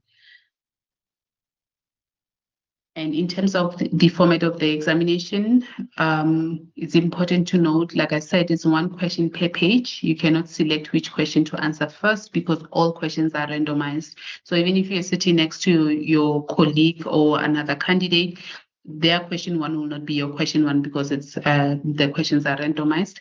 And this is a timed examination. It is 4.5 hours divided into 1.5 hours for calculation. Well, that is the first day, and 3 hours for the general section, and that is the second day. You cannot revisit any question that you have answered already. You will have access to the answered question. So if you feel that you're not comfortable or you want to go back to the question, do not select an option. You can just move to the next question so that you can revisit once you are done with the other questions. This has been covered. You always have to select this. There's a single best answer for every question. So you have to read your questions thoroughly to understand. So you might have 3 possible answers, but you will have that best or the most appropriate answer. So reading the question thoroughly is important. Okay, and this is the most important one, the violations during the examination. So even though you're writing at your place of residence or you're writing from your workplace, the rules of the examination will apply regardless. So you could face some violation during the exam, like trying to Google your answers. This is not an approved reference material, so no one can or will be allowed to use Google as a reference material. So if you do have any violations, there might be action taken against you, as this will essentially mean that you gain an unfair academic advantage over other candidates. So these are just the example of the violations. If there is conversation or background noise while you're writing, and if you change the focus or switch focus in terms of your screen, if your phone is not connected, meaning that your invigilator cannot see you, if you try and use the second display, or if your microphone is muted or is not working. So based on the previous assessment, we have tried to compile and compile a frequently asked question with the possible answers to assist you for your assessment.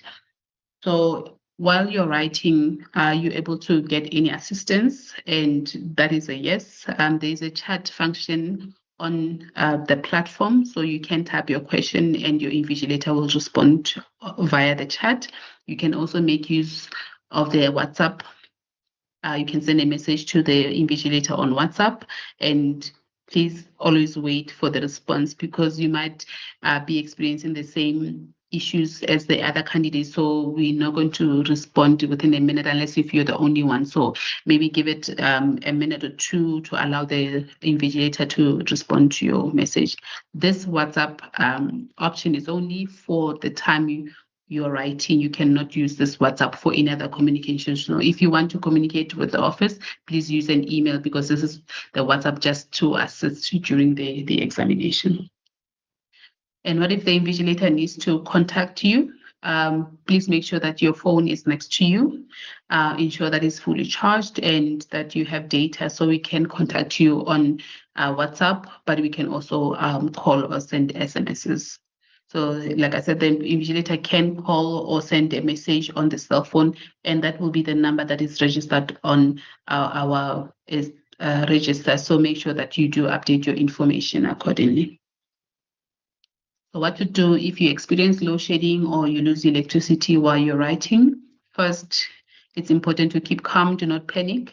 If you didn't know that you're going to have a load shedding, or you didn't check your schedule, and you realize that you do not have power, make alternative plan, but make sure you communicate with your invigilator before you move or disconnect. Ensure that the laptop is fully charged before the examination. Ensure that you have an alternative Wi-Fi connection should you have a connection issue due to load shedding. If you're unable to find an alternative Wi-Fi connection or need to be connected to a power supply, please find an alternative location. Like I said, it's important to notify your invigilator before such changes. If load shedding occurs during the examination, while you're making plans, obviously, to get to another location, you should just be rest assured. So if you have answered 10 questions, those 10 questions will be saved. So you won't lose any work. What happens to the questions you have answered if you lose connectivity? Keep calm. All questions that have been answered will be saved.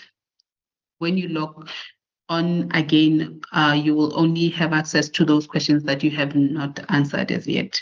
The questions, again, will be randomized, and they may be renumbered when you try to reconnect. You just continue to answer the questions as they appear on your screen.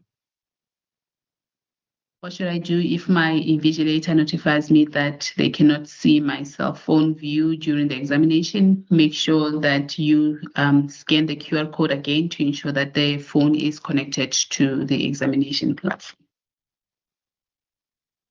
What should I do if I need to change exam venues? All changes to the booking venues must be communicated to SAPC. So if you know of or you plan to change before the day of the examination, you will inform us in writing. You can just send the email. We will respond and acknowledge that we have made those changes before the exam.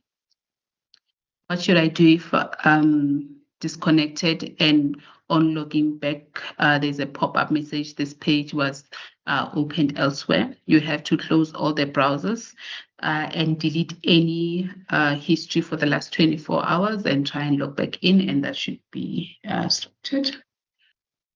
Where you set is very important. As I said, this is an examination regardless of where you have chosen to write. So images are taken of candidates throughout the examination. So it's important to be dressed appropriately, ensure that there's sufficient lighting. For example, closed curtains or blinds if sitting in front of a window.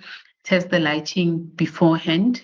Take a selfie of yourself so that you can check the lighting. Ensure that your camera is on. Dress appropriately, as the images will be taken as part of the permanent record. If the invigilator cannot see the images taken, you will receive a call on your cell phone. When will you receive the results? Can you view your exam paper, and can the examination be remarked? In terms of the practice EISA, the results will be released within 2 days. However, in terms of the actual EISA, because there's steps to be followed for analysis and verification, it will take about 8 weeks for the results to be published. So you may apply to review your examination. There is an application form and a fee to review. Why is this important to note? Is there's number of steps involved to make sure that every question and answer is analyzed and verified. So when you believe that maybe there was some unfairness, you will have to pay a fee. There is an applicable fee for that. You will be allowed to view the questions against the answers that you have provided, and then you'll also be able to see the correct answer, which you will be able to see the correct answer. You may ask the facilitator for the reference or the steps that were taken, especially with regards to calculation. You are permitted to make notes. However, you may not take a copy or a photo of the examination. You may not apply for a remark. The results, again, have been checked and verified before release. Okay, I think I ran through the presentation. I don't know, the communications team, are there any questions that needs clarity? Or I can just move through now to the navigation of the website.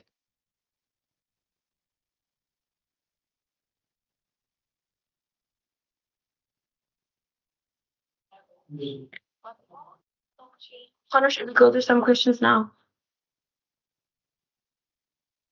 Yes, you can go ahead and ask your question. If you write the EISA at the SAPC in Pretoria, will the reference materials already be loaded on those computers? Yes, the reference material will be already on. They're accessible from the website, but you can also, if it's an external one like SAPRA, you can just go to the SAPRA website. Will the practice EISA also be split in 2 days? No, with the practice, it's 1 day. So the time is still the same. It's still 4.5 hours. You will write the first section, which is the calculation section, for 1.5 hours, have a break, then continue with the general section for 3 hours. Is this workshop going to be accessible after this session? Yes, we're going to save the slides on the SAPC website, but you can also access on YouTube and Facebook. If I fail my practice, can I write the final EISA? Yes, the requirement is just for you to complete the practice EISA. Whether you pass or fail, you will be able to book for the actual EISA. That's all for now. Thank you. Okay. Thank you. I'm just going to move to the website to just demonstrate. So like I said, if you want to access the SAPC website, you can type the web address if you have, or just type SAPC website and you will be taken to the screen, and you can just click SAPC website. And this is the landing page. So for any information related to the EISA, you have to go to this tab, that's registered persons. And then under there, you go to learner, student, trainee, and the tab assessment. So all the information related to the EISA will be accessible here. Please note, this is not only for post-basic, it's for basic and post-basic. So just look at the correct column. So any information related to post-basic will be on the far right. So you see here, in terms of the external, or in terms of the EISA, on the day of the EISA, and that will be next week, the 10th of March, you will be able to access the EISA here. The date will be amended to reflect the day of the exam. So you will see here 10 March 2026. And if you click that, you'll be able to access the EISA, unless if you prefer to use the link. In terms of the workshop, today's workshop slides will be saved here. So what you can access now is the last workshop we had that was in November, but by tomorrow it will be updated to reflect the slides for today. If you want to access the past papers, you can. They are saved here, so you can access the paper to test yourself. And then if you want to look at the model answers, they are also saved under here. Then if you want to go through the manual, you can access it. Yeah. And then all the dates are here, as I said, to just be careful that you just don't look at the basic one. Always make sure that you look at the information under post basics. So for the practice EISA, as I said, we have 10 March and 25th of March, and then the actual EISA is 21, 22 April, and 6, 7 October. So what's important is you cannot log in from here. So on the day of the EISA, if you log in from here, you will not be able to access the EISA. You will be able to just access general information under you, but not the actual exam. I'm just going to show you.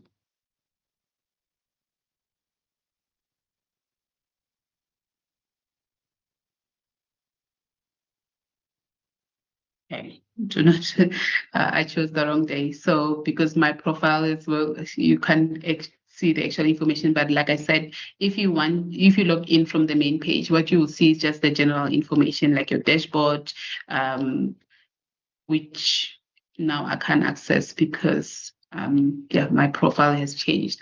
But should you want to access the examination, do not log in from this tab. It's either you access from the registered person or using the link that we will share on the day before the examination.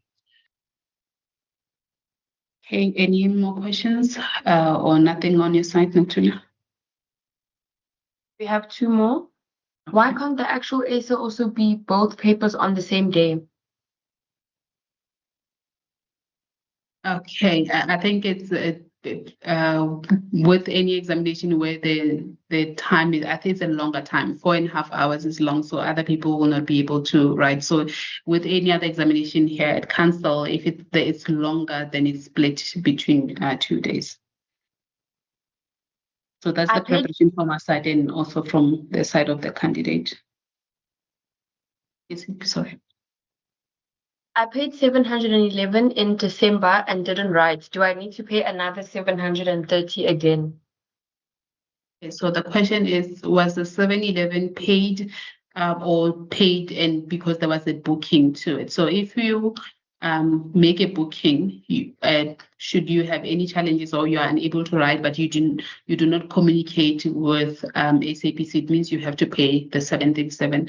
But if you didn't book or there was a reason why you didn't write, you have provided the proof, then I guess that could be credited to you. But this will be obviously on a case-by-case basis. That was our last question for now. Okay, no need for clarity for the calculation or general section. We still have about 12 minutes to go.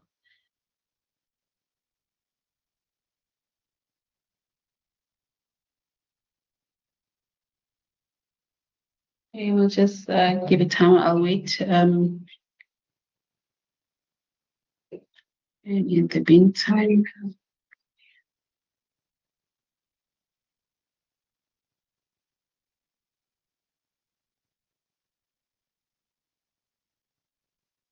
Dr. Fogati or Ms. Betty, do you have anything that you want to add while we're waiting for questions and 12 o'clock? I don't have anything to add. No, I'm fine. Thanks. Thank you. Nothing from my side. Thank you. Okay, we have some more that just came in. Okay. Am I allowed to make my own notes as reference? Yes, you may. The only thing that's not allowed is previous question papers. So you can make your notes. That is acceptable.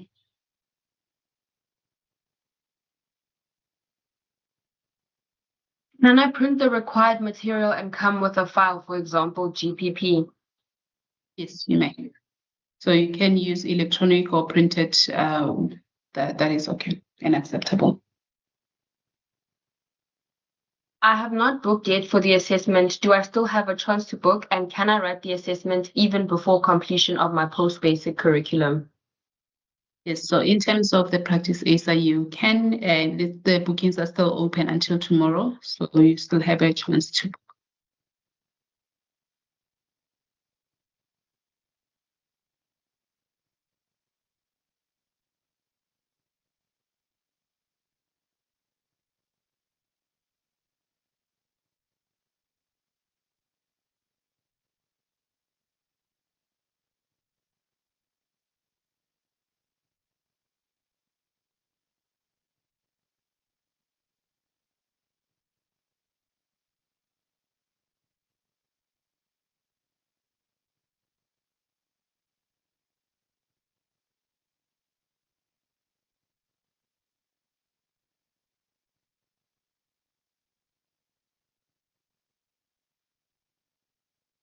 Okay, we still have 9 minutes to go. We'll allow time for candidate participants that still have questions or want to clarify anything related to EISA.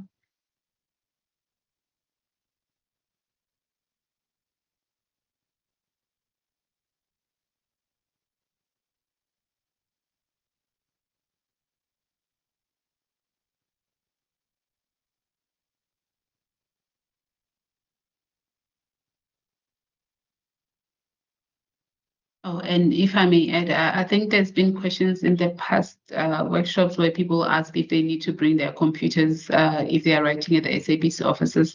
The only thing you need to bring is your reference material, if printed, or books, and your cell phone, and you will not need to bring your computer because we do have equipment and stable connectivity at the office.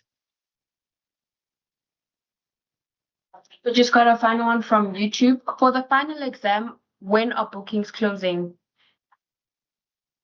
Okay, we'll go back. And please note that the bookings for April have not opened yet. We will send communication once open.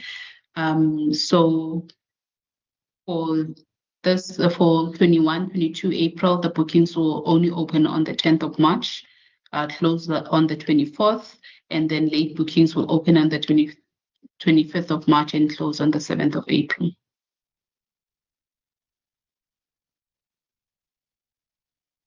Which paper will be written on 6th Monday, and which paper will be written on 7th Tuesday? For example, general or calculation?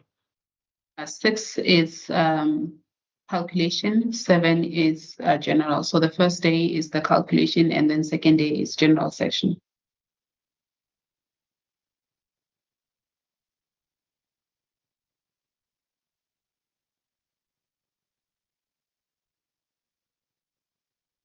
Those are all the questions. Thank you, Ms. Mohan.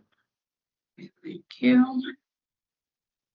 And in terms of payment, so if you want to pay while waiting for the bookings to open, you can pay the 737. You can request the pro forma invoice from us. We will share that if you need a pro forma invoice. But if you have the account details for the SABC, you can pay, share the proof of payment, and this is the email address you can use to share the proof of payment. The payment will be just allocated to your account until Saturday, then where you need to book.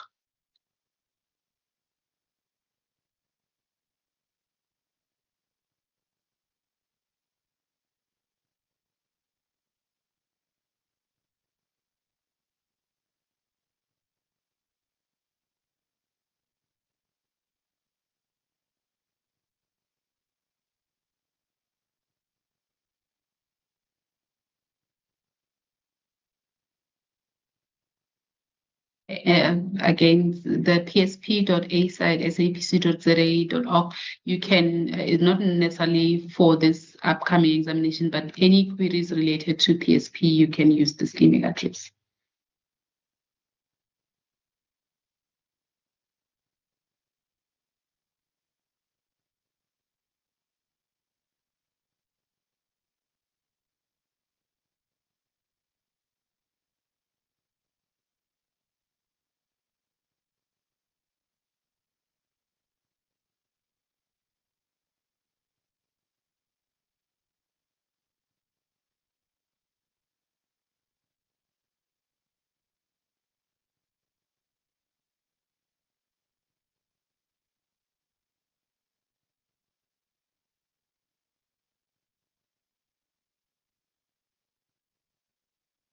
Okay, just one last time, Noctulo, if you can check if there are any more questions. If there are no questions, we can close. There aren't any new questions. Okay. Projected to the QR code and the link to the post-workshop survey. If you can submit your survey and your thoughts about this workshop. And with that, thank you everyone for making time for this workshop, and good luck for the upcoming EISA. That's it from our side. Thank you so much.